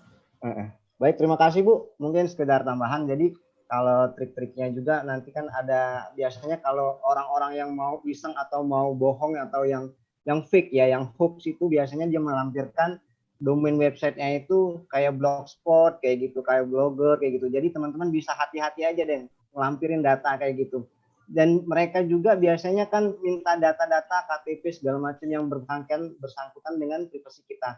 Nah itu kita nggak boleh sembarangan karena kita harus tahu juga. Buka dulu linknya, pelajarin linknya, terus dilihat dari blogspot, itu udah mulai nggak banget. Nah, kalau data-data yang seperti itu, jadi teman-teman mungkin itu sekedar tambahan dari saya. Ini ada yang lagi, yang kedua nih untuk Pak Edi Suryanegara dari April Unsri. Nah, pertanyaannya gini, Bang Edi, bagaimana strategi agar data pribadi di UMKM ini tidak disalahgunakan? Kita menyebarkan informasi dunia online seperti alamat nomor sering kali dapat penawaran-penawaran dari pihak lain. Banyak sekali spam maupun spam email yang masuk. Nah, gimana Bang? Ini trik-trik yang kalau dari versi Abang nih. Ini udah kayaknya 11-12 pertanyaannya. Baik Mas Andrika. Jadi menurut saya sebenarnya tadi kata kunci yang pertama sama dengan yang disampaikan Ibu Mariam, itu adalah aware terhadap publikasi data pribadi. Ya, contohnya katakanlah tadi di UMKM ya, umpamanya kita main di aplikasi UMKM, jadi tidak semua juga data itu bisa tidak semua data harus kita berikan ya. Mungkin juga kalau seperti saya customize tuh untuk aplikasi tertentu saya tidak aktifin geolocation-nya umpamanya gitu. Jadi saya akan aktifkan itu hanya pada saat digunakan. Itu yang pertama. Jadi ada customize data yang harus kita perhatikan bahwa data yang dibutuhkannya data yang seperti apa, jangan sampai data-data yang tidak penting tetapi itu pribadi itu kita berikan kepada penyedia aplikasi. Itu yang pertama. Jadi awareness terhadap data pribadi sama dengan Ibu Mariam. Yang kedua juga menurut saya perlu ada proaktif ya dari kita sebagai pengguna. Di saat itu kita merasa terganggu dengan beberapa tadi seperti tawaran-tawaran WhatsApp apa itu dari macam-macam itu datang ke kita, yang saya pikir itu adalah seperti sifatnya broadcast saja dan mengganggu, bahwa itu kita bisa buat laporan saja menurut saya gitu. Jadi di sini harus ada fungsi controlling juga yang harus dilakukan oleh pemerintah terhadap ya katakanlah pencuri-pencuri data yang melakukan spam atau apa dan seterusnya. Artinya harus ada fasilitas atau media yang menghubungkan kita dengan pemerintah agar kita bisa memberikan laporan kita dan pemerintah memberikan tindakan kepada pencuri dan seterusnya itu. Karena kita nggak bisa berlaku apa-apa kecuali kita sebagai pengguna ya. Kita nggak bisa berbuat apa-apa kecuali kita aware terhadap data pribadi kita. Mana yang mau dipublish, mana yang tidak. Ya. Kalau data sudah masuk ke dalam penyedia layanan, data sudah ada di dalam database aplikasi, yaitu controlling dari mungkin intervensi dari pemerintah untuk bisa mengontrol itu. Tetapi dengan catatan ada proaktif dari kita sebagai pengguna. Kita harus memberikan laporan dan seterusnya. Mungkin seperti itu Mas Andrika dari pandangan saya ya. Ya, menarik sekali. Mungkin ada lagi yang bertanya, Bang. Nah, ini ada lagi nih. Jadi mungkin habis ini siap-siap minta tolong buat Bapak Doni. Habis ini mungkin pemaparannya ya. Nah, ini ada dari Bio Fahrul sama untuk Pak Edi juga nih, Pak Edi Surya Negara. Ini menyangkut materi yang sedang dijelaskan oleh Bapak Edi Surya. Terima kasih atas materi tersebut, Pak. Saya ingin bertanya tentang peluang bagaimana kuliner secara online di masa pandemi sekarang.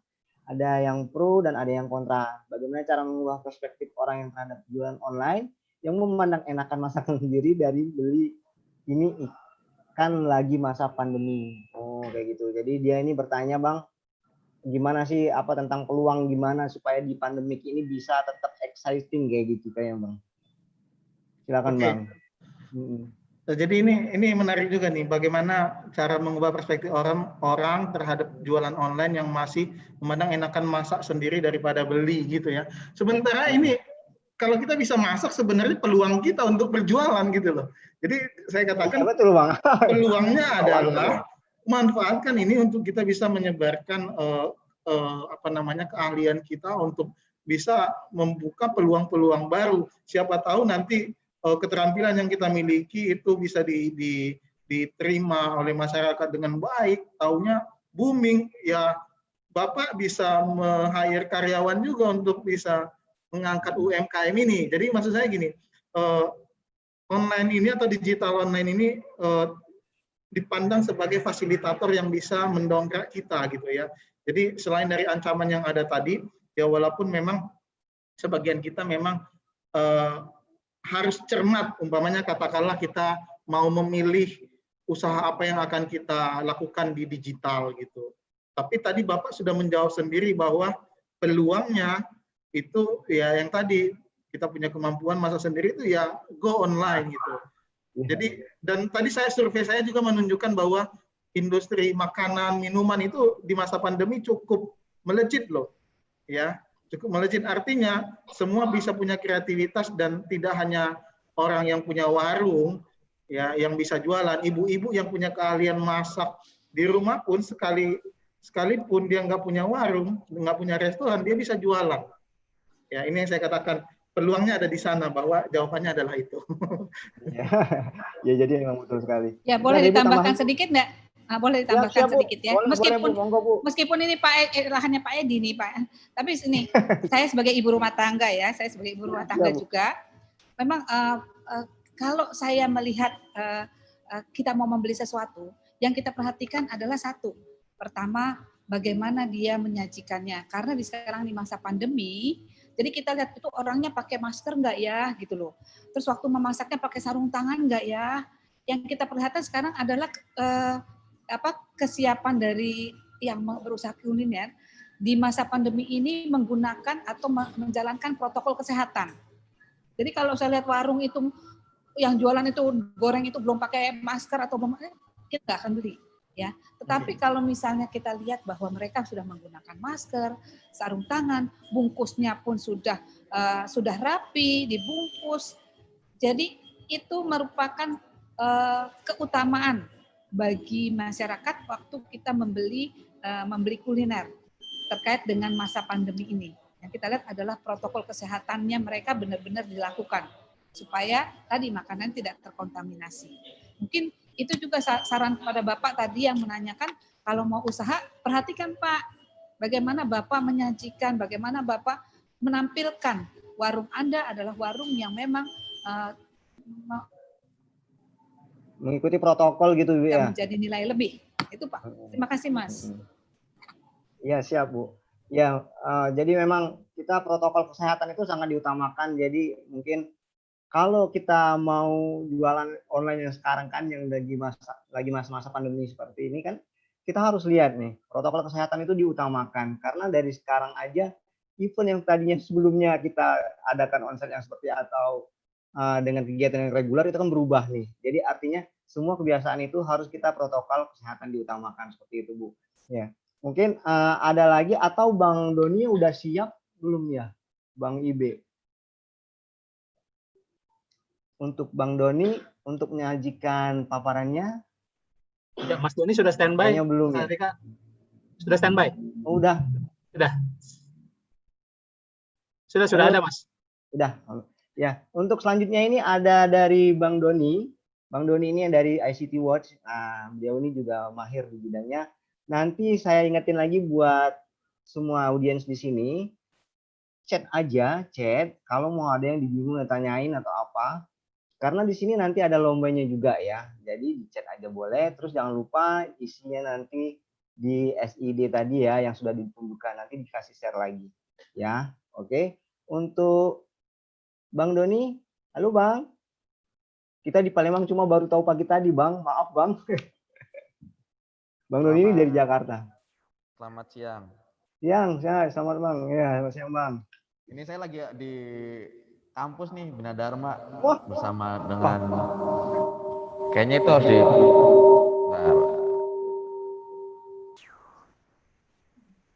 Ya, agak storing ya sedikit ya. Bang. Iya, karena saya di ruangan yang sama dengan, oke itu di, mungkin itu bisa dimatiin aja suaranya, karena kan sini bisa kedengaran suaranya. Nah, itu sana matiin. Oke. Oke Bang. Lanjut Bang. Ya, siap.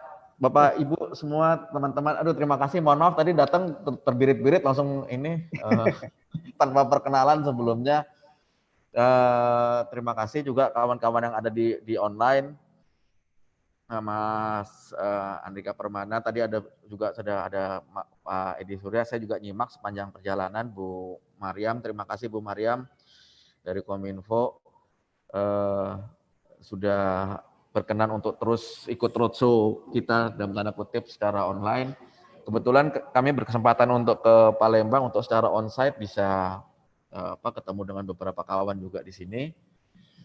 Jadi saya hanya nyambung sedikit saja supaya kita bisa diskusi lebih lanjut. Tadi yang disampaikan soal UMKM, saya sepakat sekali. Nanti mungkin teman-teman di Tebet, di ICT Watch juga mau share ada program yang relevan dengan bagaimana kita bisa mendorong UMKM. Kemudian yang disampaikan Bu Mariam, aduh terima kasih sekali Bu. Itu tadi sudah tadi pada saat di penghujung Ibu yang sharing tadi barusan bicara soal protokol kesehatan, itu benar sekali. Itu gimana caranya, ini mungkin sebelum saya masuk ke isu digitalnya, tapi memang fatality rate atau tingkat fatalitas atau tingkat meninggal versus kasus di Indonesia itu tertinggi di dunia. Kita 0,8% lebih tinggi daripada global. Jadi artinya, mohon maaf sekali, artinya dari jumlah kasus yang ada, kita itu tingkat yang meninggalnya itu paling besar. Dan ini ada banyak penyebab tentunya. Dan salah satu yang kita harapkan adalah yang disampaikan Bu Mariam soal protokol kesehatan. Jadi kalau itu bisa, saya kalau sekarang kalau naik taksi, naik angkutan umum atau beli apapun, pasti saya lihat nih kalau kebetulan dia pakai tempatnya rame, nggak jaga jarak, tapi terus ini nggak pakai masker, pasti saya bilang tolong pakai maskernya dulu dong gitu. Ini mudah-mudahan bisa menjadi satu kebiasaan. Kenapa? Karena kalau semakin kita lalai, semakin banyak yang harus dirawat, kemudian nanti tenaga kesehatannya semakin capek, semakin tempat tidur buat pelayanan kesehatannya semakin berkurang, ujung-ujungnya yang kualitas perawatan tentu akan turun. Kan standarnya kalau yang melayani turun, fasilitasnya makin lama makin penuh, kan pasti kualitasnya makin turun. Nah, kualitasnya makin turun, ujung-ujungnya adalah bisa berakibat pada proses penyembuhan. Ujung-ujungnya ya mudah-mudahan nggak terjadi, tapi fatality rate-nya akan semakin tinggi. Yang tingkat meninggalnya akan semakin tinggi. Jadi mohon sekali kawan-kawan yang secara online, nanti kalau misalnya ketemu di tempat publik segala macam, pakai masker, cuci tangan pakai sabun, sama jaga jarak. Itu ya. Nah, terkait dengan yang mau saya sampaikan sebenarnya, nanti teman-teman yang di ruangan sini juga monggo kalau ada mau didiskusikan lebih lanjut. Saya izin share screen barangkali ya. Saya mungkin 10 menit untuk share screen di sini. Saya akan cerita soal personal cyber dan security awareness. Izin Pak Andrika. Tadi kita... Ya, Bang. Oh ya, terima kasih juga nih Bina Dharma sama teman-teman Ertik sama Ojol. Tadi saya 1 jaman di kampus C. Bener-bener yang kita kerjakan sekarang itu menggiatkan ekonomi rakyat. Apapun dia sekecil apapun, tapi itu bermanfaat banget itu. Jadi mereka lumayan dilibatkan juga untuk distribusi snack dan makanan yang teman-teman sampaikan. Ini saya jadi materis, saya sebenarnya agak ada 19 slide, tapi saya pasti akan tinggalkan nanti, tapi saya akan percepat saja di sini. Izin saya mungkin akan share langsung ke sini dulu aja, yang disebut dengan darknet. Jadi apapun yang kalau kita bicara, misalnya ini kan ada banyak kasus lah ya, teman-teman tahu nih apa Gojek bocor, Tokopedia bocor, apa sekarang kayaknya data-data Divisi Humas Polri bocor. Ini PR-nya Bu Mariam Kominfo nih, aduh luar biasa banget nih data bocor di mana-mana. Bukan salah Kominfo, tetapi ini adalah tanggung jawab kita bersama, multi stakeholders atau stakeholders kalau Ibu Mariam bilang. Tapi memang regulasinya lagi terus dimatengin nih sama Kementerian Kominfo. Kita perlu desak bareng supaya DPR itu mempercepat. Kalau enggak mah orang sembarangan aja ngebocorin atau nggak sadar bahwa yang dilakukan adalah ngebocorin. Misalnya, contoh paling sederhana, ini sebelum saya masuk ke ini nanti. Kita mungkin sering invite WhatsApp teman ke satu grup tanpa minta izin. Jadi misalnya ada satu grup gitu, terus kita bikin grup, lalu kita invite aja teman-teman dicemplungin semua ke grup itu. Lah itu kan teman segala macam. Nah, konsep perlindungan data pribadi itu nggak berlaku seperti itu. Kita harus tanya dulu, karena nomor telepon itu termasuk data pribadi. Belum tentu orang itu mau nomor teleponnya diketahui orang lain selain yang. Jadi konsep-konsep sederhana tentang data pribadi ini adalah, atau privasi ini adalah sesuatu yang perlu kita dorong bareng. Itu. Kemudian, data pribadi kita setelah ini, singkat kata singkat cerita, setelah dicuri, dicolong, bocor, segala macam, itu sebenarnya larinya kemana? Bukan ke surface ini, surface web. Surface web ini adalah web yang setiap saat kita bisa googling, bisa searching, segala macam. Tapi data-data kita dikumpulin di underground, istilahnya di bawah banget, diperjualbelikan. Kita nggak akan pernah tahu itu dimanfaatkan untuk apa, mau untuk nipu, mau untuk kejahatan, mau untuk terorisme, segala macam kita nggak tahu. Dicolongnya sekarang, kasusnya bisa jadi entar 5 tahun lagi baru kerasa, misalnya. Itu contoh ya. Kemudian bagaimana kalau data itu bocor dan segala macam? Ada 2 misalnya. Kalau terkait dengan personal data pribadi, mungkin tadi Bu Mariam sudah sampaikan juga, nama lengkap kececer kemana-mana. Kita keranjingan posting di medsos, lagi ini di rumah aja, asik nih bisa keluar rumah segala macam. Terus nggak sengaja alamat rumahnya atau foto rumahnya segala macam, itu ujung-ujungnya kita bisa rentan jadi inceran kriminal. Tapi kalau misalnya kita pernah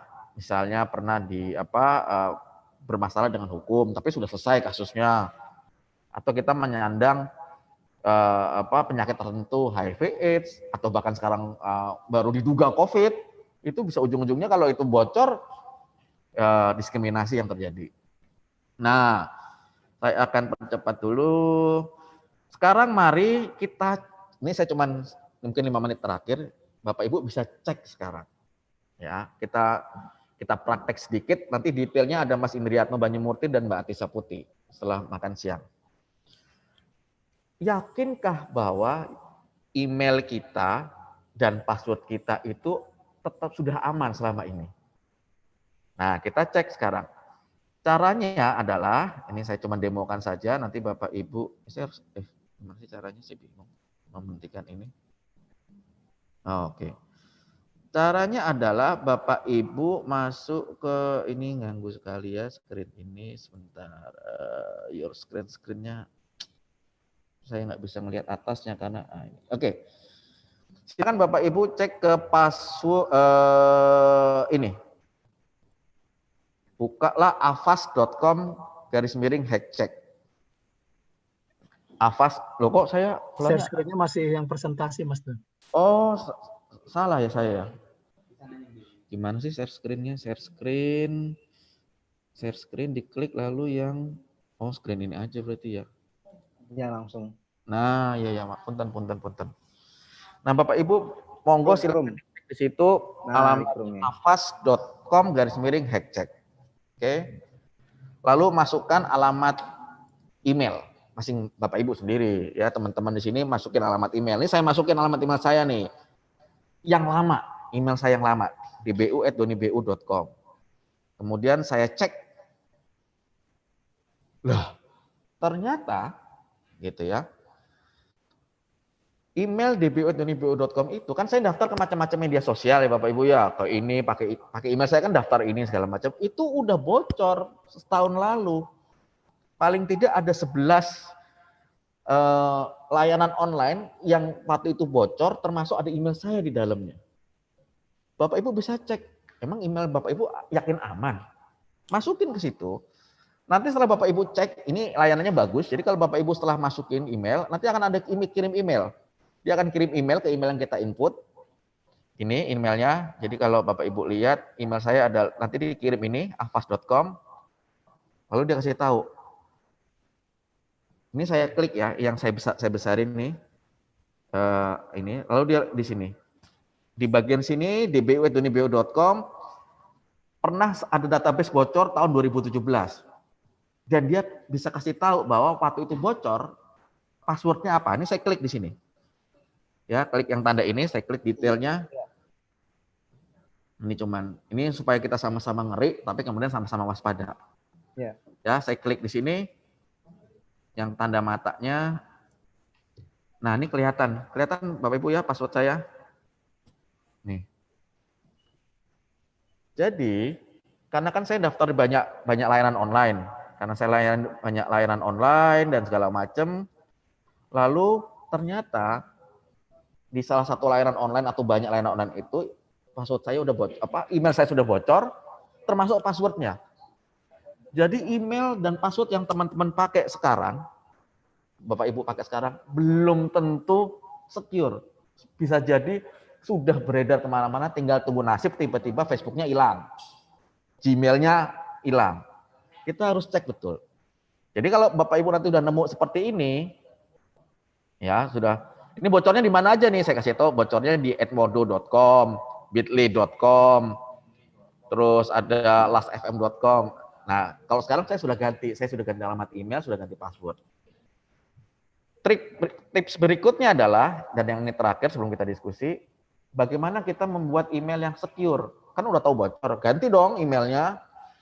Pakailah Kaspersky, ini alamatnya password.kaspersky.com. Jadi kalau di sini saya kasih tahu password itu seperti baju dalam. Baju dalam itu gantilah setiap saat, kayak masker. Kemudian private, jangan di-share. Kita juga share masker juga kan. Dan jangan kita catat sembarangan. Nah, ini kita ngeceknya passwordnya di sini. Nah, misalnya saya mau ganti password nih. Aduh, password saya udah kebobolan nih. Saya mau ganti password jadi Palembang. Ya, kalau kita lihat di sini passwordnya saya ganti jadi Palembang. Terus dia bilang, kasih catatan, bro, password Palembang itu sudah 5.871 kali bocor. Jadi kalau kita pakai password Palembang, itu hanya dalam hitungan 4 menit orang bisa nembus. Aduh, apa dong? Ya nggak apa-apa pakai Palembang, tapi dikombinasiin. P4, L3, kan kebacanya tetap Palembang kan, Palembangnya pakai 4 lagi, NG.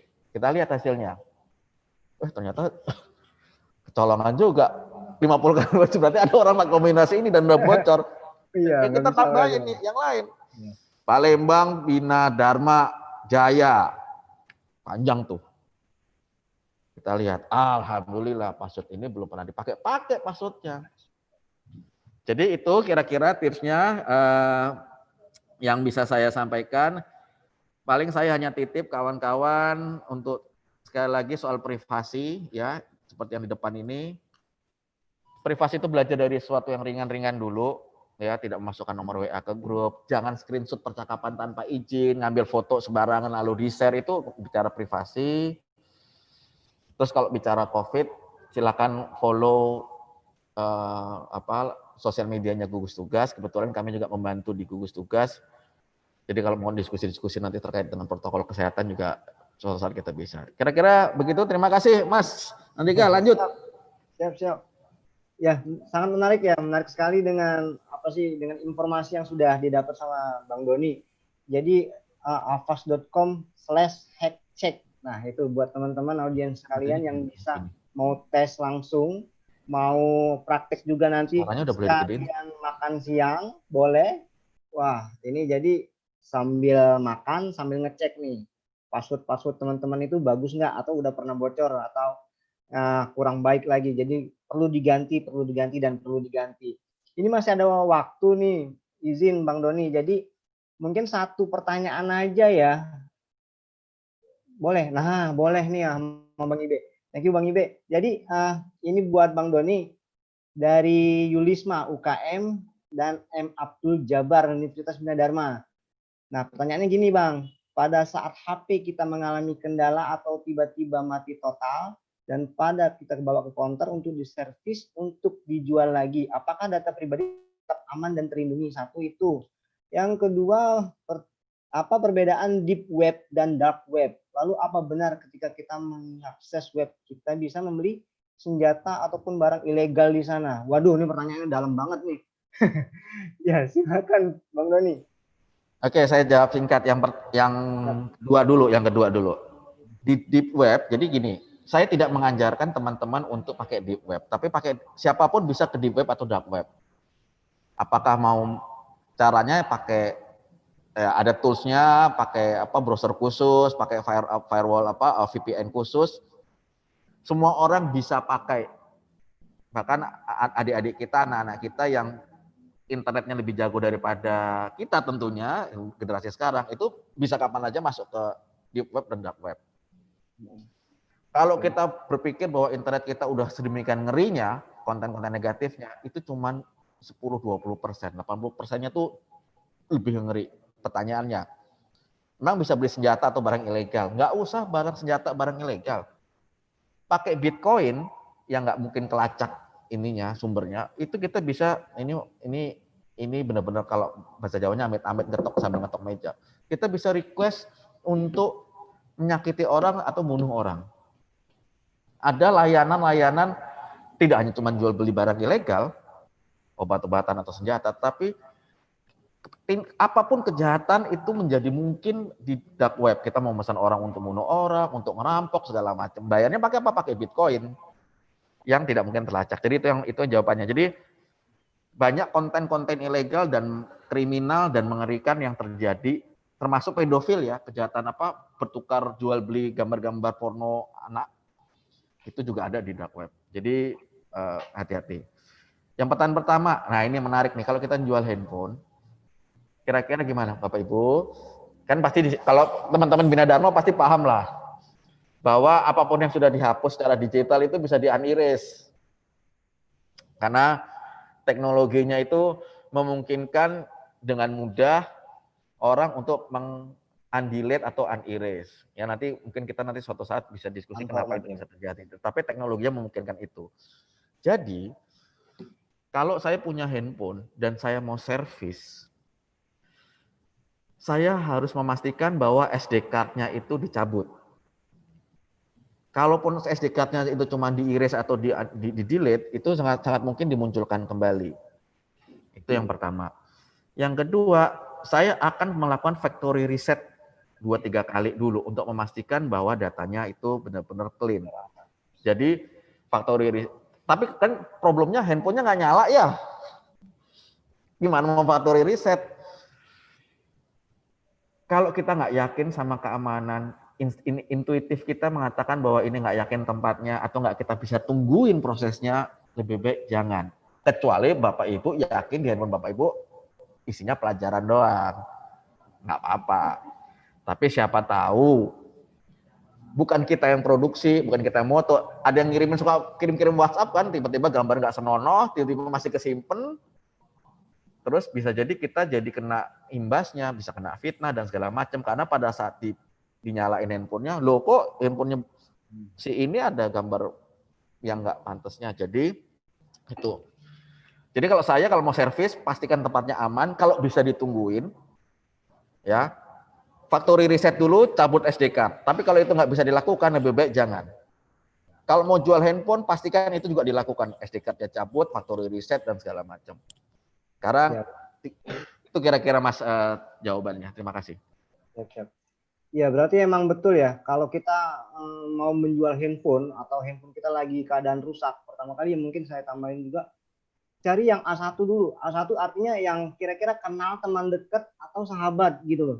Jadi data itu bisa kita bilang sama keluarga kita tadi atau yang A1 yang dekat sama kita tadi, datanya jangan digangguin ya kayak gitu. Tapi kalau ke umum yang memang untuk datanya, keamanan datanya sangat risk, itu sangat sangat mengganggu kita ya. Jadi takut kayak gitu. Jadi mungkin ya jadi perhitungan lah buat kita. Masih buka pertanyaan aja lagi ya, satu ya. Ini masih 11.58. Oh ya teman-teman, nanti kalau udah makanan udah nyampe, itu boleh makan langsung di situ. Udah kita anterin. Ini ada satu lagi nih. Nah, ini untuk kembali ke Bang Edi Surya Negara, yaitu dari Rahmat Al-Mukorobin Universitas Bina Dharma. Nah, Suara Edi. Halo? Ya, halo. Ya. Pak Edi, pertanyaannya ini udah ada nih dari Rahmat. Jadi ini pertanyaan gini. Pertanyaan saya mengenai UMKM untuk survive di masa pandemik sebagai penggiat UMKM. Mana yang lebih penting di masa pandemi ini?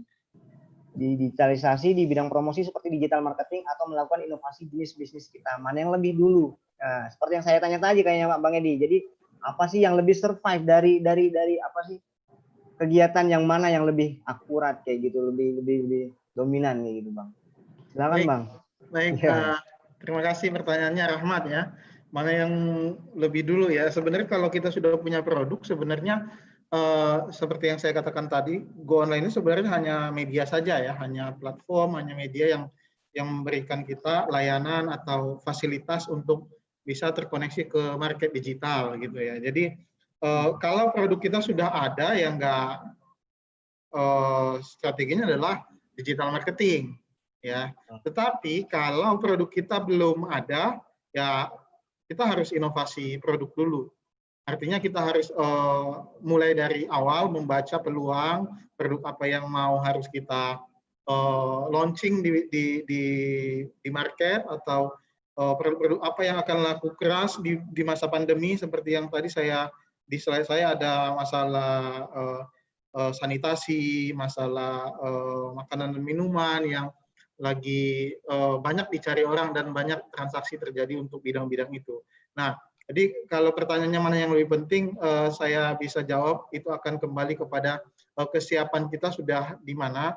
Kalau memang produk kita sudah ada, ya kita mungkin harus membranding dan mendongkrak itu sehingga bisa lebih dikenal melalui digital marketing. Tapi kalau produknya belum ada, kita boleh lakukan inovasi dulu, baca data, baca tren, dan kalau perlu kita lakukan survei kecil-kecilan, sehingga kita menemukan satu produk yang akan laris dan dicari orang. Mungkin jadi bisa dua-duanya sih. Jadi gitu ya. Itu Mas. Iya. Ya, jadi emang apa sih faktor-faktornya itu ya tergantung dari kita sendiri ya. Sebetulnya kalau menurut saya sih, kalau emang untuk apa sih mempromosikan ya, jadi satu konten YouTube untuk pemanfaatan internet sehat pun bagus. Jadi konten YouTube dimasukin video dengan yang jelas protokol kesehatan yang harus dipenuhin, ya itu juga cukup bisa untuk menjadikan survive dari produknya itu. Tinggal kita bagaimana membalutnya aja, atau melalui website kita sendiri, atau dengan melalui konten-konten positif kayak gitu ya, mungkin kayak gitu ya Bang Edi ya. Iya. Ya, jadi buat teman-teman yang ingin materinya itu nanti ada di share di sini ya. Di setelah jam 1 itu kita ngumpul lagi. Ini gimana Bang Ibe, kita stop dulu ya. Untuk makan siang dulu, teman-teman mungkin udah pada dapat nih makannya ya. Bang Ibe atau Mbak Widuri? Boleh kita break dulu. Silakan Mas Andrika. Ya. Ya, jadi kita break dulu, nanti kita ketemu lagi jam 1 kurang 10 ya teman-teman. Jam 1 kurang 10 berarti 12.50. Nah, boleh makan. Mudah-mudahan teman-teman udah pada dapet ya makanannya ya. Makannya udah pada dapet. Terus jangan lupa disiapin semua pertanyaannya lagi. Nanti di sesi kedua workshop itu ada Bang Ibe.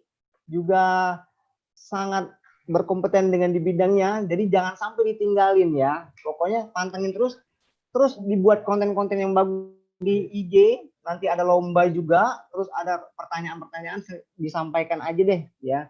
Pokoknya nanti kita ketemu lagi jam 1. Silakan Bang Ibe. Ada tambahan atau Mbak Widuri? Oke, Mas Andrika. Mungkin kita akan break dulu sekarang. Tadi sudah disampaikan Bang Andrika juga, kita akan join lagi jam 12.50 dengan workshop dan banyak nanti hal-hal praktek yang juga akan kita coba sharing, terutama dengan penggunaan WhatsApp. Dan mengingatkan kembali tadi lomba Instagram dan lain sebagainya bisa teman-teman ikuti. Yang belum isi prasesi juga nanti silakan isi prasesi. Untuk link daftar absen dan juga survei akhir itu akan di-share nanti setelah makan siang. Nah, teman-teman juga bisa selama menunggu bisa di-disconnect dulu untuk menghemat kuota kalau pakai kuota sendiri. Nanti join lagi di sesi kedua, atau mau stay di sini juga boleh. Kita akan, kalau yang di Bina Dharma kan udah connect ke WiFi kampus gratis ya Pak Edi ya. Jadi bisa stay di sini dan kita nanti kita akan tetap buka ruangannya sampai berlanjut sampai nanti di workshop sesi kedua dijalankan. Itu mungkin Mas Andrika. Ya. Baik, oke teman-teman, kita close dulu sebentar untuk break istirahat.